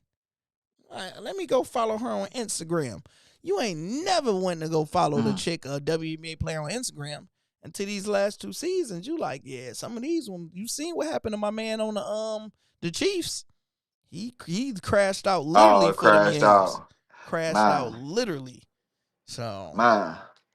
yeah, no, it's Yeah, that's another good point. They are bringing style and they're bringing their followers on Instagram and whatever social media platform that's out here. So they are bringing those eyes, and those eyes are translating to watching them think play of doing all of basketball. that and making $66,000. You know what? I They don't play that many games. You You know. crazy. I no, like this was the Look, biggest. don't get me wrong. They deserve to get paid more. I'm Yeah, not disputing that, but let's just say we're what is that? comparing we're comparing them to ultimately the NBA and all the major sports, major sports franchises. But the revenue is revenue, numbers is numbers. How many games did they play in the season? About like 30. So if you really think that's 60 grand for 30 games. Let's just say if that's the truth. If we're gonna get accurate, right? Drew says, so that means it's going to be more games. It got to be more It games gotta be more games. because if we taking your income from 66,000 to Yeah, 300,000, Hugh, what is that? Is that five? That's close to 5x. yeah, Imagine your income right now going by 5 over a contract, bro, being signed, yeah. doing the So exact same job you've been doing. they probably had to push it up to 60 games. I'm sure. I can't wait to bet on WNBA now because talking See? about when your money go up 5 games, I mean when your money go times 5, they want that super max. You ain't never seen a chick Yeah. ball until you see her make 5 times Mhm. more money. These chicks about to act up. Now they can flat some people. They can flat you out, Hugh. You can Okay. get flued out now. Yeah. Hey, somebody, one of the WNBA women went on a podcast and he asked that question. He was like, "Do y'all be flying guys out?" And she was like, "Yeah." She was like, some of them do." He was like, "That makes me feel good inside." I would love to get flu. I would love to get flued out. I'd be one of them. They little sneaky link. I'd be a Hey sneaky link. man, getting fluid out is alright, man. Hey, especially man, some of them chicks 6'7", Yeah. 6'8". Hey, boy, been Man, fluid Tennille out just gotta before. take the Tennille gotta Back take in that my L. day. Uh, Back in my day, your boy been fluid out before too. So 2026 they're gonna play 44 games. Okay, so that's more than probably what it was before. Yeah. When do the season start? Seemed like it should be starting soon. May 8th. May 8th. Okay, so we got 2 months. Okay, right before your Right. birthday. Get one of them fly you out for your birthday. So a schedule potentially increased to 50 games by 2027. Um, so it's gonna go up. That's going to be clear because they gotta get their return on investments right. See, The ROI. Hugh, we doing good on time. We only been on for 10 minutes and 17 seconds. 4 hours later, we're gonna be come back. Come back. We ain't been on. So Um, speaking of WNBA and speaking of contracts, Hugh, also in their clause, they signed a pregnancy no trade clause. The new WNBA CBA states teams must get players' consent before trading a pregnant player. In 2023, Derica Hamby filed a federal discrimination complaint against the WNBA and the Las Vegas Aces, alleging that the Aces traded her because she was pregnant. The rule will be known as the Hamby rule. And I follow Hamby because she is cold and I ooh. love her. Shout out to her husband because she's married to somebody, I believe. But that is a new thing in there that they added. What's your thoughts about that add-on? Okay, this is a slippery slope right here. How You know I'm gonna I go don't, left. yeah, it's a slippery slope because it's like this is one of those things of equal but separate type of things. It's like things aren't the same, unfortunately, when you dealing with women. Women do go through a process that men don't have to generally have to deal with. Well, they don't have to deal with, which is babies, right? Babies, kids. Men don't have to bear them, hold them. It doesn't affect them when it comes down to the sport. And when you're thinking money and you're on the franchise, of course you're going to be thinking one way. And this human or your player can't produce, unfortunately, which babies are a blessing, and they have to, they're going through their process, which respect, right? Mm-hmm. So that is a wild situation, man. I don't know how you navigate it. I guess it makes sense. You shouldn't be able to play them. I mean, to trade them based on them being pregnant, but that's just something I don't have the answer for, man. I'm not even gonna act like I do. This is definitely is going to probably be a tough debate question and situation because number one, nobody knows the right answer. Number two, Mhm. we're not women. But me being business savvy, me being a man, and me being transparent and honest on here, my thing is your body, your choice shouldn't exist in the WNBA. And let me explain why. Because if you're the owner of a team and I'm the owner of the team, or let's say you're the owner and I'm the coach, and we just signed Aja Wilson for this $1.5 million max. We trying to win this championship. You signed her, I'm about to coach her, and she pop up pregnant. So now this whole season that you paid her that money, we SOL. She's not Okay, her. bet. She's her. So number one, we gone 9 months. So this season she can't play. When she come back, she's not the same player that she was because she's been off work for a year, and her hormones and her body change. It is a terrible investment for owners to pay women that Mhm. much unless, and the reason I said it's not your body, your choice, because if it was me, I don't have the right answer. I'm not saying it's right. But in my mind, it will be in these contracts, you have to be on birth control and you can't get pregnant from this time to this time.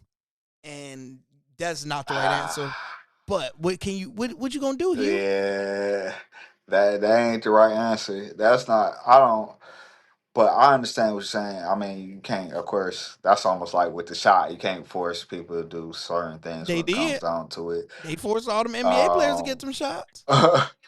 yeah, but birth control. That'll force That's them to get them wild. shots. Nah, that's wild. You can't because that mess with Oh, 100%. some of them hormone wise. And like I said, we don't have the answer to this, but it is something, it's an elephant in the room, right? So if you're coming to the season and this is something that, like I said, guys don't have to worry about. And you got to be sensitive to them and their situation because, if they want to bear children, we get it. So, but as a franchise, we coming into the season and you're our best player and you're pregnant, then that changed the dynamic to everything. I have no clue. I'm glad I don't have to come up with those solutions, but it is an extra element that doesn't pour into the men's game. Once it comes to the contract, they have to worry. Men mostly worry about injury, right? That's Injury and crazy load because management. NBA players, But we don't have to worry about this. It's yeah, just, hey, we yeah. just play, we just So don't get injured. But now, don't get injured or get a chick pregnant. Oh no, man. Anthony Edwards would be. Oh, Anthony Edwards be out of there, bro. So, could you, man? He'll be out of there, boy. And it sucks. It sucks for them. But it is a reality. It is a reality of situation. What and, to do? I got nothing. and that's why it would be. I would have had. I'm telling you, Hugh. I would have it in the contract. Okay, I'm starting to get somewhere. Y'all want to make all this extra money. Okay, y'all getting this extra money, but in these contracts, when I give you this 1.5 million, this much get voided if you get pregnant because this is an Mm, agreement between me and you. I'm paying you for you to work. You're not going to be able mm, to work due to a you problem. You got to give me that money back. So that's how I will write it in the contract where it's like, look, you can get pregnant all you want, but mm. that is coming out of your money because you're hurting me. But if you want to get pregnant, be great. So that's Yeah, how I you can mean, do it probably legally. yeah, yeah. Be- You can't Yeah, can't be out because here. you Hey, got to think give me this birth we didn't control. seen in NFL contracts. Yeah, We didn't seen nigga. They didn't told Zion you can't eat too many cheeseburgers. They didn't told Kyler yeah. Murray if he don't have enough study Uh, screen on time. Yeah, and Ben Roethlisberger can't get on a motorcycle, or a lot of them can't get on a motorcycle. So there is stipulations outside that they try to work with. But it's just one those things are just stuff that we can wrap our mind around, right? This is just it's just something, especially And with the more money, right? and They're gonna and, start nitpicking more. and the world we live in, you we won't win it. We won't win that argument. No, But oh no. I be the one yelling. Oh I be no. threatening, like, "Boy, I'm gonna whoop you if you do this. If you do this, you just gotta hope you yell long enough they don't do it. And when they do it, you're like, I thought you said you was gonna whoop them. Nah, I don't want that smoke Yeah, because you ain't yeah. never If you pay seen. for performance, these are things. I'm be interested because it's gonna come across once you start making more money, You get which more they're gonna find responsibility. out. You're gonna be more responsibility, and it's gonna be more eyes, and more people are going to nitpick. Right? Nobody cares about the small dog, but once you start coming to these deeper waters, people are going to nitpick. These owners are going to nitpick because now they have to raise their bottom line, right? And I So when believe it most comes of down these to that owners, situation, it's going to be interesting to see how they're going to I handle it. I would assume most of these owners are men. So it's like even how Yeah. they negotiated this pregnancy clause, where it's like, all right, if I'm pregnant, you Mm. can't trade me, and because that makes sense. Where it's like, all Which right, you makes trade sense. It me, makes sense. we yeah. So it's like it's protecting the players, but I gotta find a way to backdoor that situation because it's like, all right, if you're pregnant, I can't trade you, but I don't want you to get pregnant, so you need to get penalized.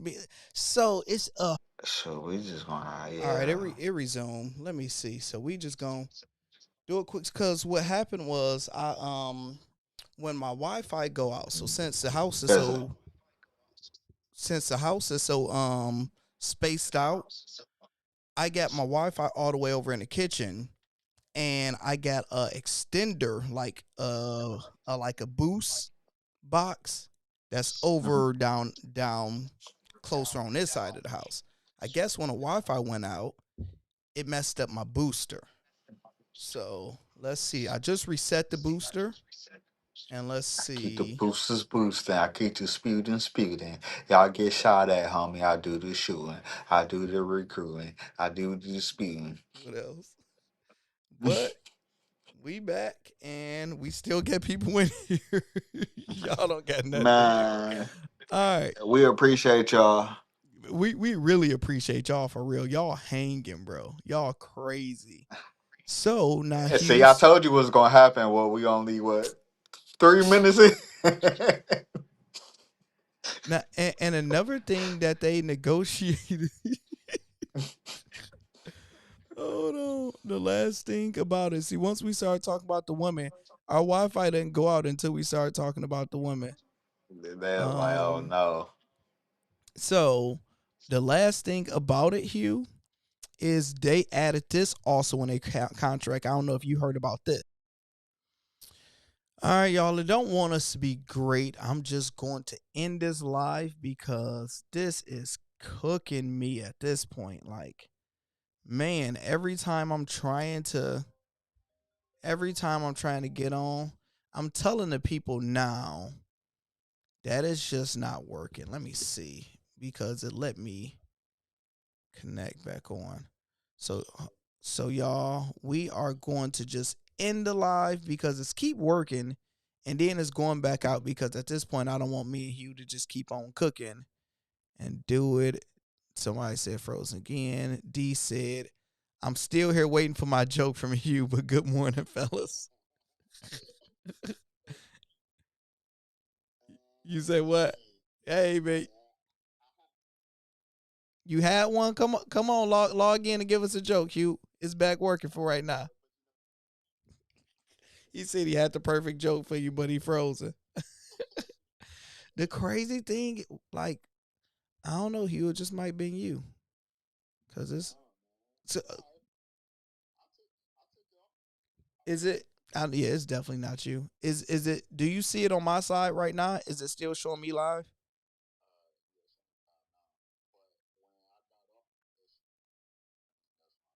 All right, so this is what we're gonna do. This is our last try. If it don't work, we're going to just completely end the live. All right. Unless what? I can't hear you. Know your glasses janky. All right, log in. Let's see. All right, I'm gonna get Hugh to log in. We're gonna try it one more time. We're gonna try. Oh, and let me pause all of my Xfinity apps. That's what I forgot to do, Hugh. Hugh, I forgot. Why you ain't tell me we had to probably needed to go old school and pause a lot of my stuff? Cause remember back in the day it was happening like that? Hey man, you should be seasoned enough to already know these things. Man, let me And pause. Let me I was pause gonna these. say, unless you can just go off of your phone network on your phone, maybe The only problem is let me see the alarms. So yep, yeah, let me pause all of these because we probably just got too much Wi-Fi in up in too this much thing. sauce.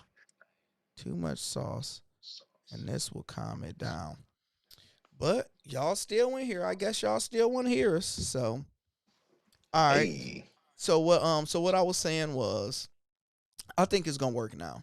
What I was saying was the WNBA players, they are doing a one-time recognition payment for veteran players that played based on their years of service.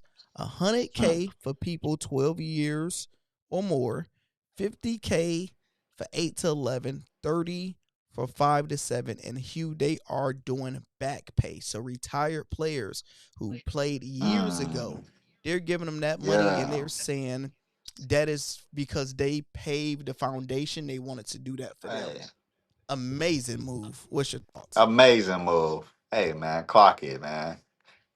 Clock it for those queens, man. Clock it for those queens. No, man, they nailed it. They hit it out the park. I'm not sure if the NBA have anything to do with it, but they NBA take This care of the might be women one of the also. greatest contracts of all Yeah, time from like yeah. a jump. Whoever they got negotiating is Because cooking.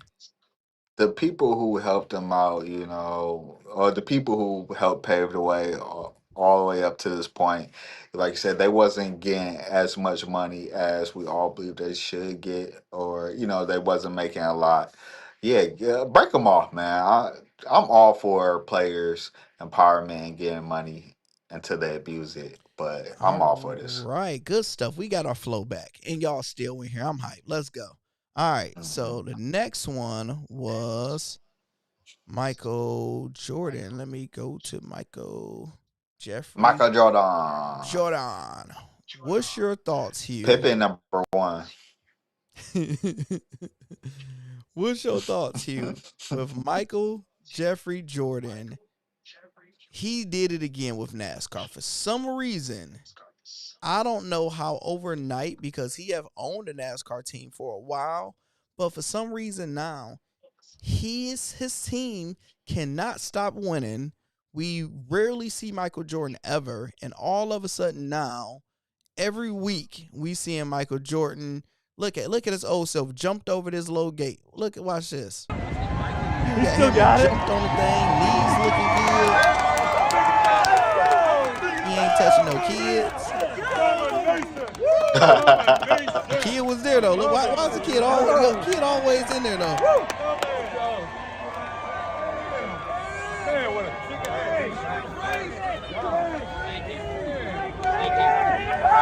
Hey, Great call. man, he love this. Man, I knew we had a fast car. We just had to get back on the track. He said, "I know we had the best car. We just had to get back on track." I'm proud of him, bro. Yeah, I love this for him, man. I really do. Because I mean, after his NBA career, he been taking so many L's with that Kid Bobcat taking L's. franchise, kids. Yeah. He out here got Wolf of Wall Street as a kid, as a son. And he got, oh my goodness, and had the whole Then you franchise. got Even though he, the other son banging your ex team, your no, teammate, my, I think that ain't that the brother. same dude. He might be the same son.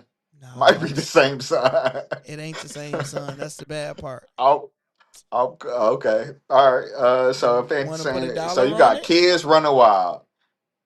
No, I'm not gonna put $1 on it. Thank you. All right.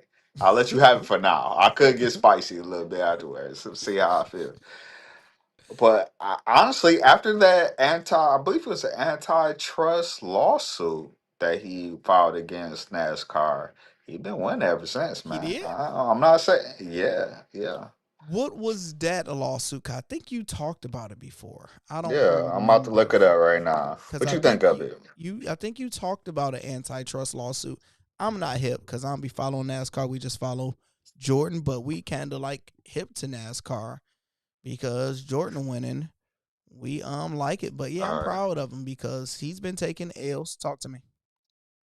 All right, so Michael Jordan team, 23XL Racing, along with Front Row Motorsports, settled an antitrust lawsuit against NASCAR in December 25th, 2025. So it was in 2025 that he settled the lawsuit. And he initially sued him, I believe, for $1 billion. That's crazy. So And so they had that button pushed on him soon as he as yeah, soon as he won that they took yeah, the button off. yeah, they didn't say It's crazy. how I wonder much like what is money the they settled for. antitrust? Like wonder what did they do? All right, so they suit accused NASCAR of monopolistic practices, including unfair revenue sharing, enforced non-permanent character agreement. The settlement secure permanent.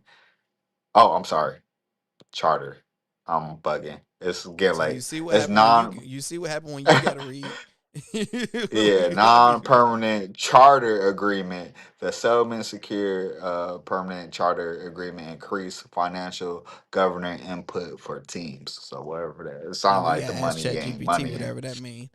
All right. Drew said had to drop the Bobcats to start winning again. Yeah. Definitely. So we here for it. Now, Hugh, I have to brag a little bit because I told you on our last live. I told you face to face. I was like, Hugh, if the NFL players played the best NFL players played the best flag football players, I said verbatim they would get blown out because they just wouldn't understand the rules. And Hugh, Team USA, a roster of USA. pro flag football players, just beat two teams of NFL pros by a combined score of 82-27.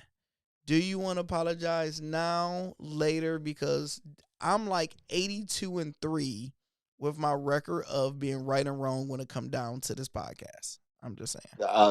Is that your recording? That's Yeah, your requirement. Okay. yeah, I got to Let me. tally. What I'm gonna look up MJ's lawyer for this antitrust lawsuit because I believe his monopolistic practices is going on, including unfair revenue sharing and forced permanent charter agreements. I think that's just what happened. So you can tell me how I was right, and I don't remember that. You had to pull up the clip. I got it's posted on there. All right, so did you get to watch any clips of it? Did you watch any of it? I have. I meant to send you one when my man was getting bending low, and they couldn't like get his Oh, that flags one and that was whatever. crazy. Yeah, You see Joe yeah. Burrow. I You ain't know see who it everybody was. being mad at Joe Burrow, spinning and trying to Nah. bend. Oh, Joe Burrow was man. Bro, they was going crazy because he didn't play the rest of the season because he had that ACL or whatever he had. Hugh, Mm. watch this, bro. I know. I just clicked in flag football. I'm bet you it's about to pop up because everybody was mad at Joe. But look, here we go.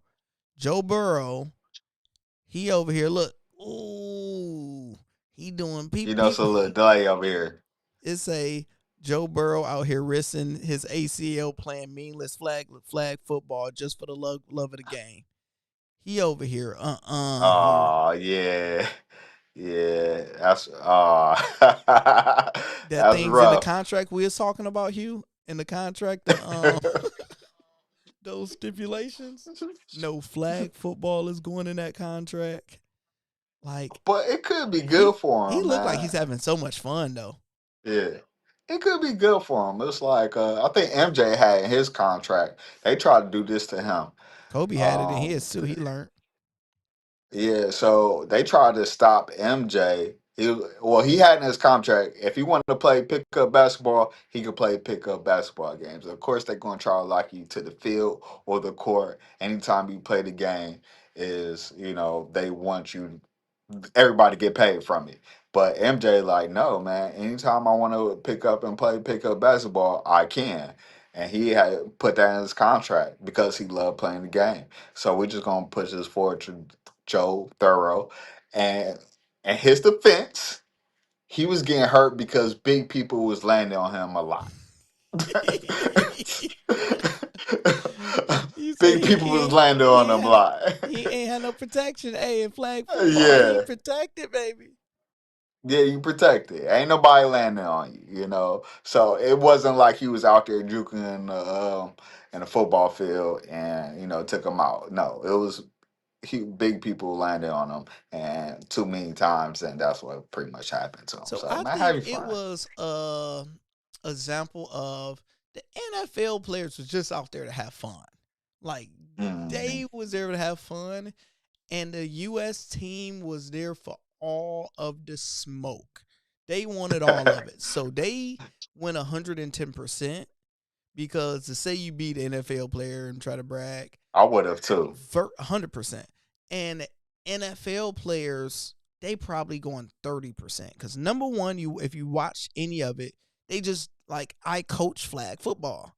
They just don't know the rules. It's nothing like the NFL. It's just everything is different. So number one, you don't know the rules. Number two, like I told you before, you're used to tackling people. You're not used to breaking down and pulling flags because it's a technique of doing it, and it's hard. You don't know how to dodge from getting the flag pulled because all the good players was getting regular people pulling their flags. And then it was the enjoyment of seeing Tom Brady out there throwing the ball, seeing Odell Beckham Jr. grabbing them boys with one I hand. see. Because you get to see, like flag football, you get to see how athletic receivers are. They get showed athleticism. You get to see quarterbacks just throw them crazy bombs. And I think it's definitely it's just a fun environment. Randomly, I didn't know Jaden McDaniels was going to play, and everybody said he looks as if he's the most flag football ready player out of everybody. It was like his body type, everything. He's like, he just gets it. He's the best. Wasn't Speed out there also? Mm-hmm. Speed just fast, bro. He's fast, athletic, but he's not tall enough to compete with any of those players. I mean, defensive back, you don't gotta be that tall. That nigga was getting. And like you said, it's flag football. It's not the same. You ain't gotta tackle nobody. Do you know? Man, if you guarding Odell Beckham and he's jumping as high as he can and grabbing it with one hand, there's 0% you can do. Speed was getting flags on him, thrown on him because he was getting cooked. Hey, man, brother, you gotta pick a side now. Can the NFL players beat the flag football professional players or the flag We're football talking about Olympic team? Or can't Speed is not a professional flag football player. He's a YouTuber. We talking about we talking about a YouTuber. That's probably my height. I mean, he was out there. I mean, you got duck, dodge. Can you name the 5 D's to dodge a ball? Random. Name that movie, y'all, because I definitely can't. Dodge, duck, dip, dive, and dodge. Bam, bang, bang. You think you accurate with those? Yeah.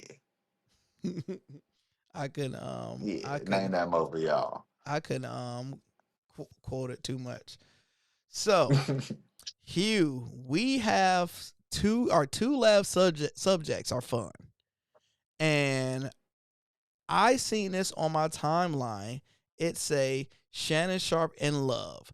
Ocho ready to be the best man. So I know they're trolling because I'm like, Shannon Sharpe ain't talking about no love, whatever it is. And he wasn't trolling. He found him a thing. So they got on their love tip and was on it. So I sped it up a little bit. It came in jest of one of the NFL players who won a Super Bowl. He got married and walked down with the trophy. They let them have it like how they do with the Stanley Cup. They're letting players have it now and take it, and he took that thing in his wedding. Very great. I would have did it too. Now, I want you to hear what they talking about. Since me and you, we are relationship experts, so for sure, we're qualified for this. 100%. They'll be okay with you. Yeah. So that's what I'm gonna do. I'm gonna have my Super Bowl trophy at my wedding. Who all coming?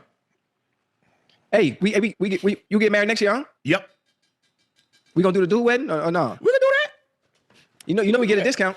Yeah, but right now, Ocho, I've come to the realization I'm done being with somebody that I have fun with. Whoa! Wait a minute. This is the very pivotal moment. Yeah. Like I like where you're going. Wait. Let me get comfortable. Now talk to me. I found somebody that I can suffer with. I can endure with. Because you can have fun with anybody. Right. Come on now. You have fun with anybody. Take your Say you're going time. to the Amalfi coast. Say you're going to Tahiti. Say you're going to Santorini or Mykonos, Bali. You have fun. Right. When you come to suffering, when it comes to enduring, come on now. Who you want to do that with? Who would do that with you? I got a question though. I got a question. Now, when you say you found someone you can suffer with, you got somebody you can have fun with. You know what that's like. Yeah. You know what it's like when the sun is shining, but when it's cloudy and it's storming and it's raining. Yeah. They got the umbrella for you. Yes. How you even got to that point to realize that? Because most of the time, when it's storming and thundering, when it's thundering and lightning, most of the time, everything goes this way. Because when you laying there and she say, baby, I'm counting your breath. Breathe.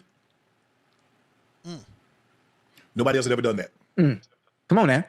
This ain't time. This Uncle Ocho last ride. Right. We going out. Hey. Hey, I like that. Listen, Billy the Kid and Jesse James. We going out one last ride. Hey, I like that. I never heard that one before. I like that. Like most of the time, my grandma always say, find someone that's willing to unpack your baggage because we all got it. We all come with it. Yeah. We all do. The hard part is finding someone's baggage to unpack. And most of the time, once you unpack it, when things go rough, you pack that shit, you try on, you keep moving on, and think something else is better. Yep. That's always been my thing, Ocho. You always thought something else was better? That's what made us who we are. Yeah. Even though when I made the Pro Bowl, I thought I could be better. Even when I made All Pro, I thought I could be better. Even when I had a 1,000-yard season, I thought I could be better. A double-digit touchdown season, I could be better. It was always when you're satisfied as a person, you threw as an individual. So I was always trying to get better. Nah. You done? You waving the white flag, huh? I could be, yeah. I can still search for greatness and be content. I like that. So you got to search for that greatness in other areas, other aspects of your life. Yeah, for sure. Hey, that's a good thing. I'm glad you got that piece of the puzzle filled in, man. I like that, man. I like that. Yeah. Hey, I like that. And she don't know what O'Shea was like. Okay. You know what I'm saying? Okay. You don't know, O'Shea used to go double overtime. Ooh. Now she didn't get the first quarter. She didn't get the first quarter, Ocho. Hey, I get the first. Hang up. I put up your quick 10. Yeah. You done. And they talk about it for the next 15 minutes and they go more in depth. Now, for most people that don't know, everybody knows, right? Shannon Sharpe, he went through the most embarrassing L in history that we've seen, where the young OnlyFans model, the white girl, she ran the bag up on him. She got him about $20 million and cost him about another $100 million. And Monique went on that couch and told him, everybody always will tell him, like, man, when you gonna settle down, and he'll joke around, man. Man, I don't want nobody old. I want somebody young and fun. And the first time to hear him say number one, he found somebody. Number two, he's like,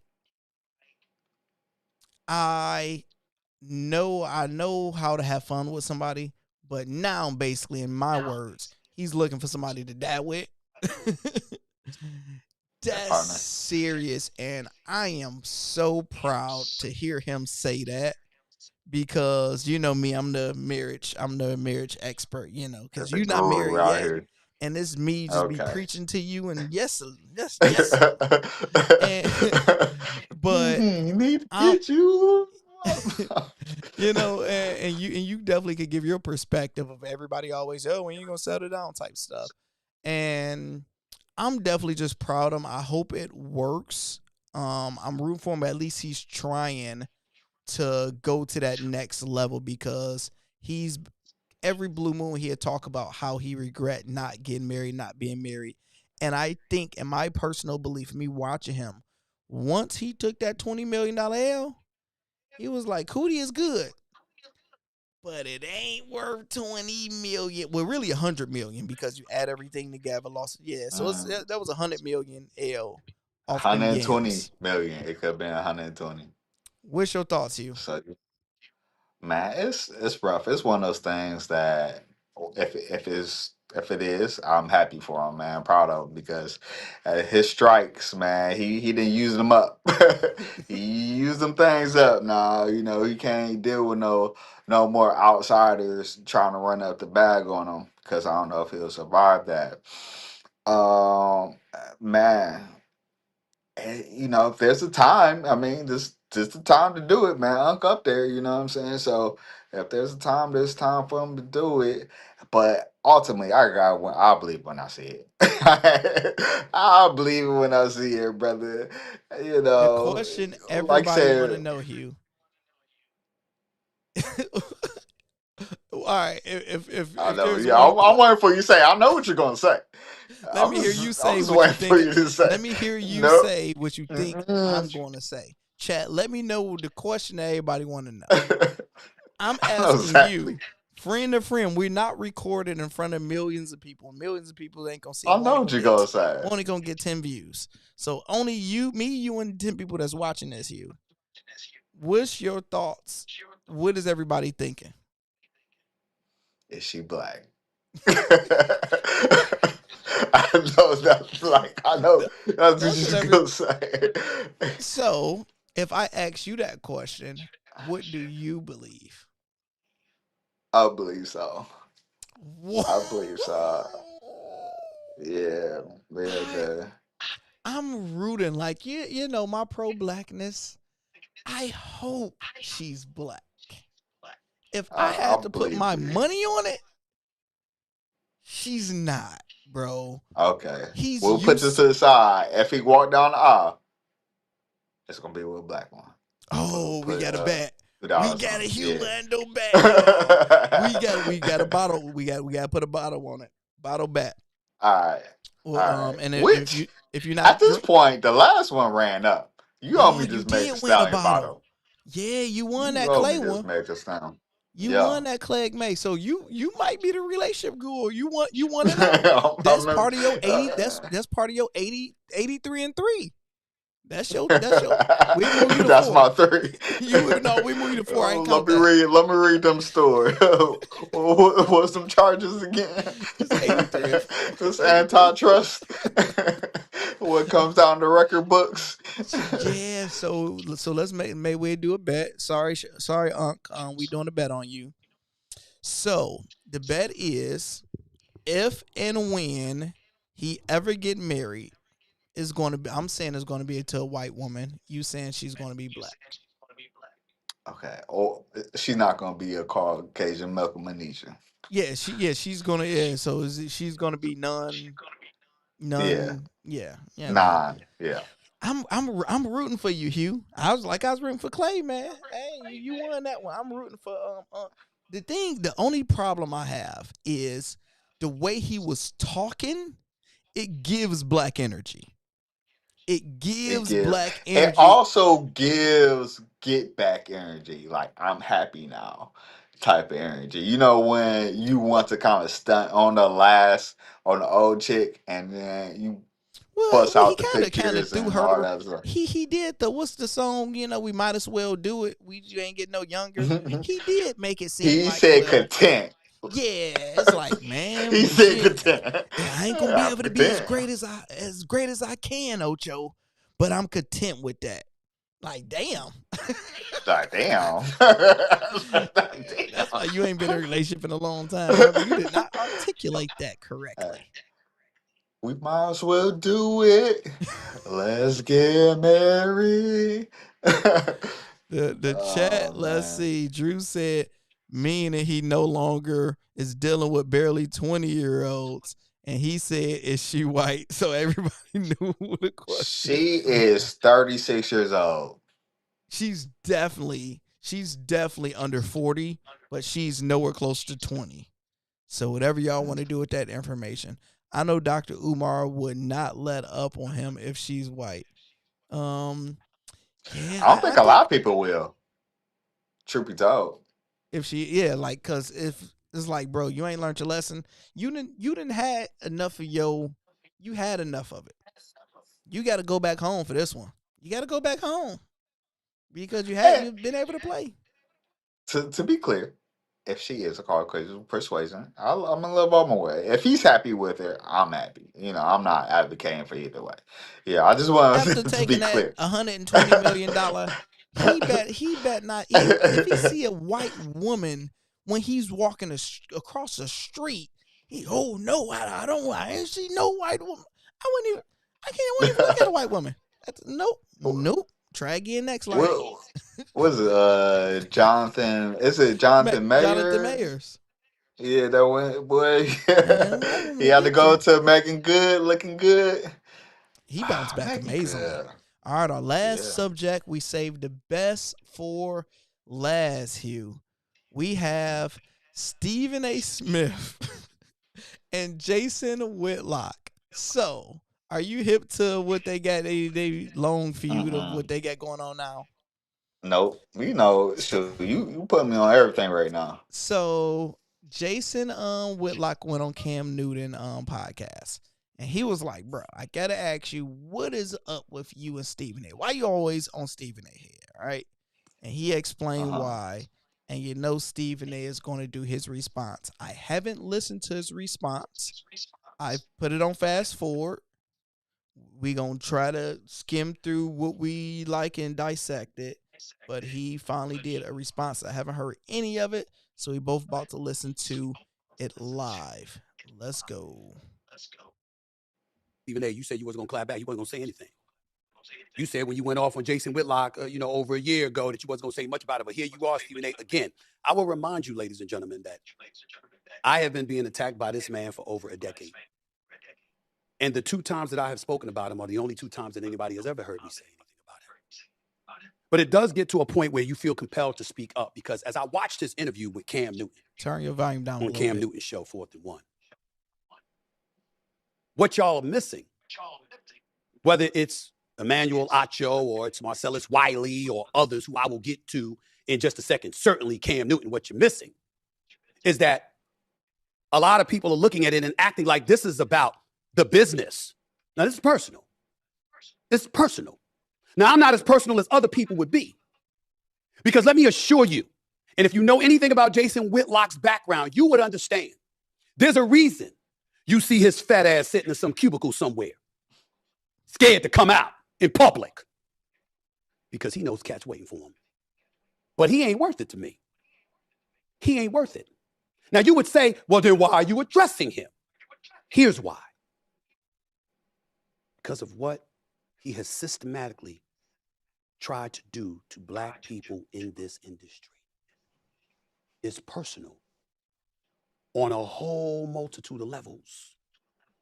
And I'll get to all of that in a second. I want to address first and foremost how pathetic and sick he looks. I mean, it's a real big time problem when it comes to him. It's hard to even put into words. Do you see his face when he's talking about me?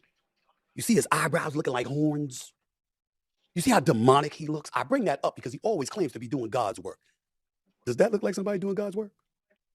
I haven't even gotten into the details of what he's doing to show you that it's antithetical to anything that he swears he is doing. Because when it comes to being a pathological liar, no one is worse than him. To himself, more so than the other people, the rest of us. It's to himself. But just for entertainment purposes, let me go back to what he was saying about my basketball career. Ladies and gentlemen, how many times have I said I tried? Somebody said up there, they played and went to them, said, I said I tried to. I grew up poor. I can assure you, my parents couldn't afford to pay for my college education. How did I graduate from Winston-Salem State? How did I go there without having to pay a dime? How'd that happen? It happened because I had a basketball scholarship. How did I get the basketball scholarship? Oh, I showed up for a workout. Well, you ever heard of the name Harold Funny Kit? Harold Funny Kit is a person that played at Winston-Salem State in the 70s, who remained close to the program, who drove me down from Queens, New York to Winston-Salem, North Carolina for a workout in the middle of the season because Clarence Big House Gaines, he called Clarence Big House Gaines and said, I got some talent for you. I want you to see this guy. Clarence Big House Gaines saw me, sat up there, put me out on the court with cats like Charlie Spell and others, and said, get on the court, show me what you got. And I kept passing the ball. Yeah, He go called the through timeout. this, bro. I don't hear about his basketball career. Yeah. God, while he excoriates everybody that he can. And I've sat here on numerous occasions. That's the totally only problem is when I don't watch it disgusted. before, I don't get things. But to give you the context, let me see. But I'm thinking about starting to Yeah, go give us the footnotes. somewhere All right, along let's the way. see this one. You know what I'm contemplating doing, Jason? I haven't made a decision yet. But I'm thinking about starting a GoFundMe account for you. Because clearly you're that desperate. That's why you talk about me so much. Look at your numbers when you're talking about me and look at your numbers when you don't. I keep you relevant. That's perhaps the worst insult of it all. Fat Bastard Lock. That's the title of the GoFundMe account. Fat Bastard Lock. He made this man a GoFundMe? That's for you, my brother. I don't even do that for him. Contrary to what you're willing to tell Blaze Media, you used to do that a lot, didn't you? After all, that's the only chance you had against him. Needless to say, probably didn't work for you either. Because if anybody needs something, it's you. Cam Newton, next time, my brother, because you know I love you. You gonna interview somebody and bring me up? Don't just sit there and let them talk shit. Ask questions. Let them prove it. I'm a fraud? How? What facts do you have? I'm sitting there doing an interview with Glenn Bessinger the other day, and I talked about how growing up as a teenager, I saw a few people get murdered. Not like literally, oh, I mean, you hear gunshots, oh shit, you turn around and somebody's gone. I'm lying about that according to Jason Whitlock, like he was in Hollis, Queens, New York 40 plus years ago. How would he know? I'm a fraud, and do you believe this or that? I'm a fraud. How do you know? I didn't write my own book. How do you know? If you're gonna bring me up and you're somebody that's in my inner circle and you talk to me, grill them. Don't just let them talk smack. For those of you who haven't heard the interview, I encourage you to go listen to it because Cam otherwise did a fantastic job. And I love that brother. And I'm gonna show up on the show as well. I bet you he'll have better questions for me than he did for Jason Whitlock, Emmanuel Acho, Marcellus Wiley. I have my disagreements with y'all from time to time, but I appreciate y'all comments about me. Play that, please. Both of them, back to back, so people could know how supportive they were of me.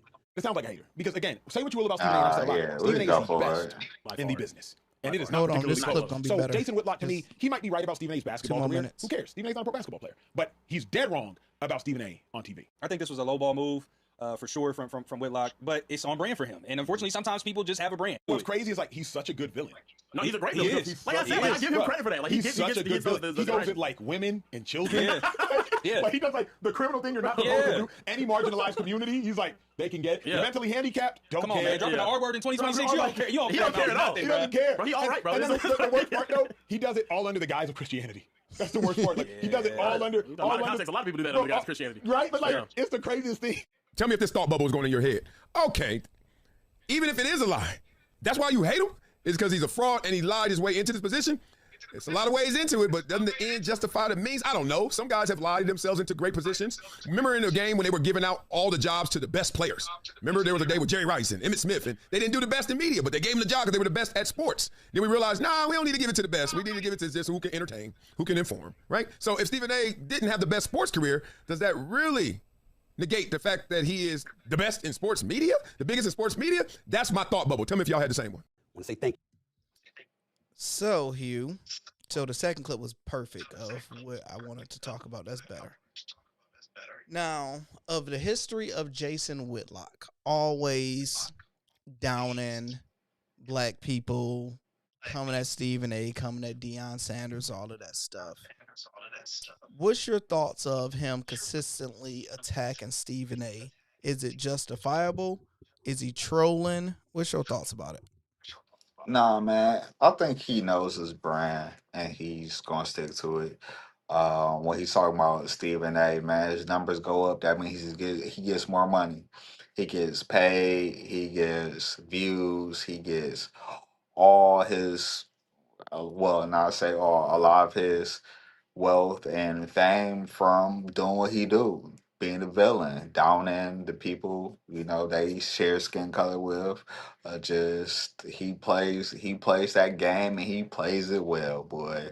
Because I don't know too much about him, but I probably haven't seen anything that I was like, oh man, he big, like he big this certain situation up, or he add a sunshine to the dark cloud. That's just not I don't know if it's a role or that's just who he is, but I don't know too much about him. But everything that I've seen, it's just been an off-brand situation. I mean, I don't like it, but he plays it.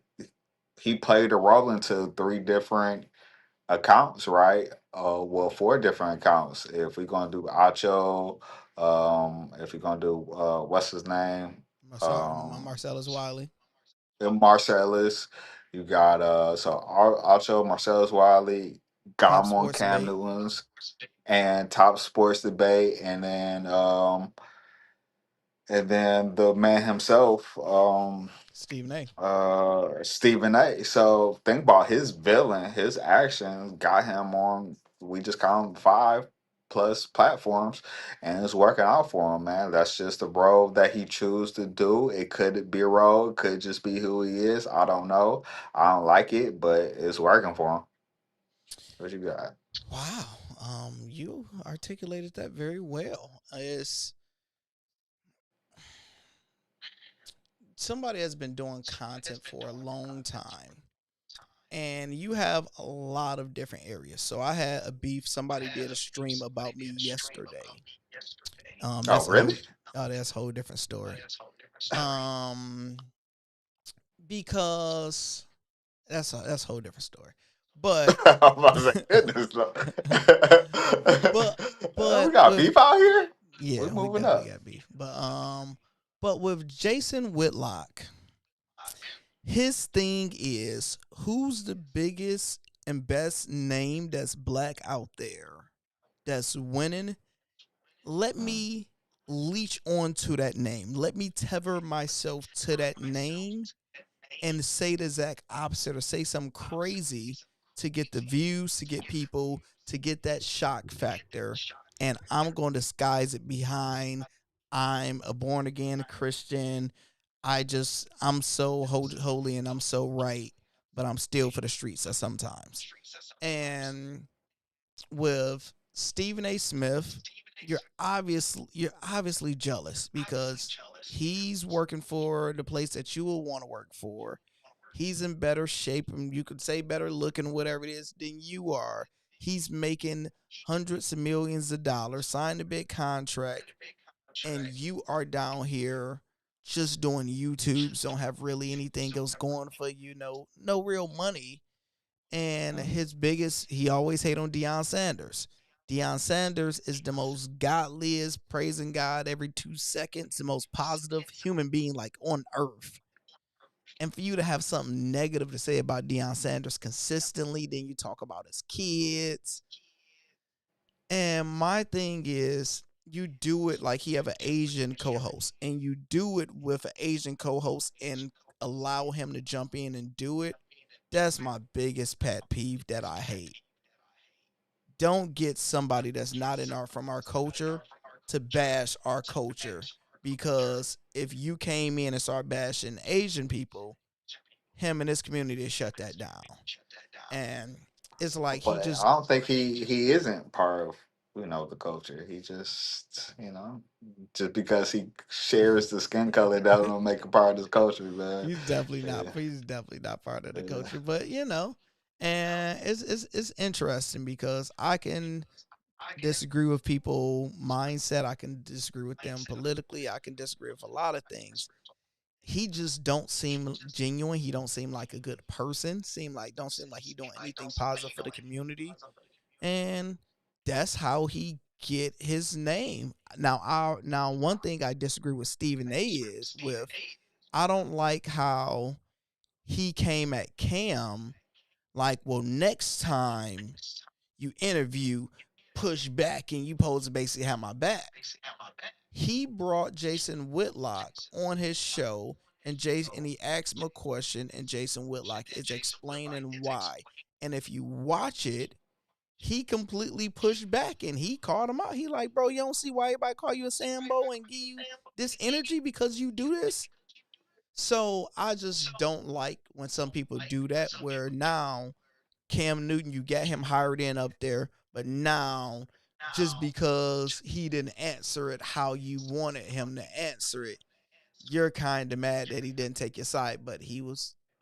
It's kind of like the Shannon Sharpe and Cat Williams.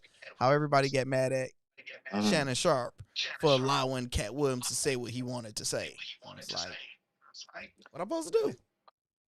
Yeah, I mean, he's the Joker, man. He's the Joker, man. To Stephen A's Batman, he he made his point. Like he can get under his skin. It's not too many people to get under Batman's skin. The Joker is the only one that can make Batman our character. And that's him. And Cam Newton did have him on there. But when it comes down to this media, yeah, you can pick and choose. And he picked the Joker for Stephen A. And I know deep down inside he does feel a certain type of way about it. And it came through the pores. It came through him saying it. Yeah, you need to challenge him a little bit more. Basically direct him how to interview. So I can't be mad at it. It's just nah, Whitlock does the Whitlock he won. Really? he 100% won because Whitlock is about to do 10 videos breaking it down with hundreds of thousands of views, reacting to this so he can milk it as long as he can. Now my question to you is, do you think Cam Newton Stephen A loyalty enough where he shouldn't even interview Whitlock because he rocked with Stephen A? I personally wouldn't know. Right. Because it just we if he's this right, if he's just the Joker and he just keep on getting these opportunities to do this, then would I want him to do it with me? But I can see why he would. If he, like I said, if he was like, yo, if he wanted to dissect him, look the man eye to eye, face to face, and just go, give it a pushback. Like, why are you doing this? Why are you acting this way? Why are you always on this side of the fence no matter what? So I guess I can't be mad at that, man. When you interview people, and if you feel like you get value out of the information that you want to get, I can't be mad at that. Would I still would did it? Probably not. But You not Cam Newton. I'm not mad that he did it. Yeah, Yeah, I'm it's not like Cam Newton. it I'm not comes mad that he down did. to who you are as a person, your personality. You like, I ain't mad at him for interviewing him. I wouldn't have did it, but I'm not Cam Newton. And it's like you can see both sides of it. Number one, you're doing this for entertainment. You're doing it for views. You're doing it for clicks. You're doing it for conversations. And Jason Whitlock really haven't, as you said it perfectly, his last interview that I can think of, it was Sage Steele, another Republican black person that's married white, that's not inside of our culture. So this is his first inside of culture interview where people actually want to hear it and see it. So it's actually a very interesting, and it got us talking about it. It got him talking about it. I guess if I would have did it, if I was Cam, I would have reached out to Stephen A and told him. I wouldn't ask him, can I interview him? Yeah. I'm like, yo, I'm interviewing Whitlock, and I'm going to ask him some tough questions. Anything you want me to say or you want me to add?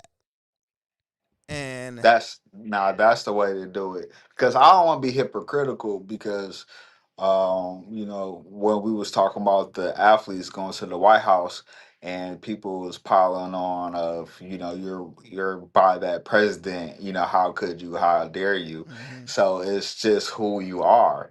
I don't want to be hypocritical towards Cam Newton. Like if he believes he can get a good interview and he can interview him, like you said, with inside of the quote unquote culture, then and that information can get out there, then yeah, why not? And But I'm gonna send it to you. I haven't watched the full thing, but so it make me want to watch the full thing now. But the clip I did see, he was like, "Bro, you consistently down black people.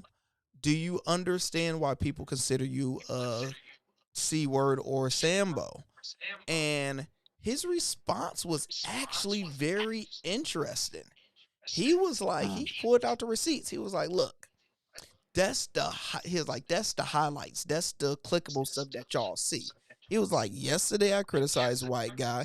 My career started this way of criticizing all these white people." It's like, so I have a big career of criticizing, because he said he started in Kansas City. He had you can, it's a whole list of white people that just hate Whitlock. He's like, y'all just mainly only see the Dion and the Stephen A's because that's what get the views and the clicks. And I'm like, number one, I didn't fact check it, but he could be right. I I heard somebody say something like that before. I ain't gonna say who. Hey, if I do 60 Facebook posts and I only do 4 and everybody only talk about the 4. Hey man. So yeah, and it's one of those things. It's kind of hard.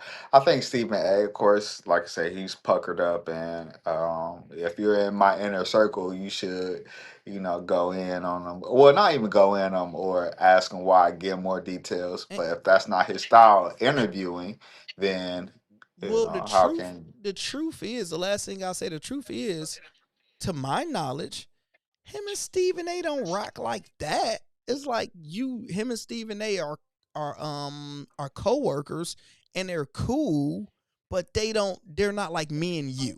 With me and you talk consistently, live together, been friends since we've been kids. So I know more things in detail where somebody can say something about you and I'm like, technically that's wrong because I actually know him. I know his family. I know this. I don't think Cam knows Stephen A enough to really say something with his chest and defend him without him being there. You can do that with I me. don't I can do think that with you. it was not so much the fan make him bring out the details. The devil. It was like, okay, he's a fraud, but how is he a fraud? Or why is he a fraud? Don't just say he's a fraud. Elaborate. Be concise. Be precise, and be clear. I think that's what he would want So him to it do. could just be an education move on Stephen A. Hey, you did it, but next time expand more. Let him talk himself into a hole. So Yeah. Yeah. There could we be go. right. And that was our last one. We got Vortex. They just woken up and the legends are live. Yeah, Hey, we fooling tonight. Whitlock seemed to go out his way to criticize man. black people. Stephen A. and and it's my thing is like, why is it all right? This is a great one. Why is it when why everybody think all black people supposed to be a monolith? And it's like, for example, how Drink, you just said Stephen A. Ambo, right? And we got Whitlock. People say this, we can disagree. So I notice if it come down to voting, if you vote different, you a S word or you a C word, right? And why it don't work like that with religion? So, for example, I'm born Christian. You could be Muslim and black. You can be Jehovah Witness and black, and it's okay. But why you can't be conservative and black? Why you can't be independent and black? Why black people is not monolith? And that's my thought. So that's why I would say it's like, yeah, Stephen A. You look at his things, he have a history of being very pro black. He put a lot of black people on. Hence Cam Newton working up at Yeah. that thing for him. So, Yeah. Yeah. Unk in there. Yeah. Unk in there for a but second. So he putting a lot of black people on. It's just I just think since he speak his mind and people just disagree with him, especially once he went more to politics, people just don't like that part though. Hey, politics will ruffle a lot of feathers. Politics took over religion. Before it was politics and religion you can't talk about, but politics dominated religion. I think, Yeah. or hold on, Hugh. Is it because politics make the algorithm? I get it. It's because politics is black and white, is blue and red, Bloods and Crips. So you can put race into it and make it fire, and the algorithm could go crazy. I don't think you can put race on a religion. It's like No. I I think you're onto something. It's so much of the line that's drawn. I believe I would give people credit. We evolved more into a religion that you can't home in or you can't discriminate on religion. Really, I think we, as a people, we have evolved into that. yeah, Before, because it was way worse back then. yeah, it was way worse back then. It was Muslim. You didn't know too much about these people or whatever, vice versa, or these Buddhism. But more information and the more tolerant that we way more tolerant to culture than we ever was. It's not even close. Religion, so on and so forth. So it's like you get looked at as a bad, get looked at as a wrong person, or people will home in on you more if you was like this guy and this, insert religion here, whatever. Like people will home in on you. So I think we evolved a lot more when it comes down to religion. But so I that leaves. 100% agree. I think we would get there with politics and 5 more years. 5 more years Won't we'll get there get with there. politics. You don't think I'll bet $2 on that. five five more ye- 5 more No. years? We mark my words. I'm usually 5 years ahead of most people, and I'm crazy at first. 5 years, we will be as how you saying it with religion. I think is going to advance more towards politics because, for example, how you said like back in the day, if you are Jehovah Witness and I'm Christian, it's impossible for us to really be in a relationship. It's just not going to work. Now you're like, do you believe in a higher being? Yeah. Are you a good person? Yeah. Do you like me? Yeah. And you just don't really care. Now, if you go today, can you date a Republican if you're Democrat? 95% of people is just going to say no. I believe 5 years from now, it's going to be that same energy where it's like, are you a good person? Yes. No. Do you believe you got good morals? Yeah. So I think it's going to be that exact same line. Mark my words, you heard it here first. Nah, it's been op since the beginning of this country, beginning of time, the beginning of the political parties. It's always gonna be op. Y'all heard it here first. Ladies and gents, after 3 cancellations, 3 freezes, pauses, a zillion hours later, Hugh said, let's get out of here before 3 in the morning. About 3. That's how much I love y'all, man. I love y'all. I love being here. I love doing this. And I also love trading on Kalshi. So if you click the link down below, and you trade, you hear me say that? You trade $20 instantly, you would get that $20 back instantly. So it's really a no risk it, no biscuit. Well, it's no risk it. It is a no risk trading situation. You see, I brought that together. Anyways, there's no risk. So click the link down below, and trade something. You could trade on culture. You could trade on sports. You can trade on crypto. You could trade on politics. You could trade, baby. We So need to get your trade trade on on. it. Is And Stephen A gonna swing on Whitlock? yeah, on Swing on Whitlock. We're gonna put some stuff on there. You're gonna trade on we're gonna put something that you could trade on Hugh and Lando We gonna do our wager. bets. Yeah. Our Disagreements on yeah disagreements. yeah our disagreements. We're gonna be able to trade. We're gonna be able to trade Well, Shannon is Trade Shannon on Sharpe white. that. Is Shannon Sharpe white? Black or white?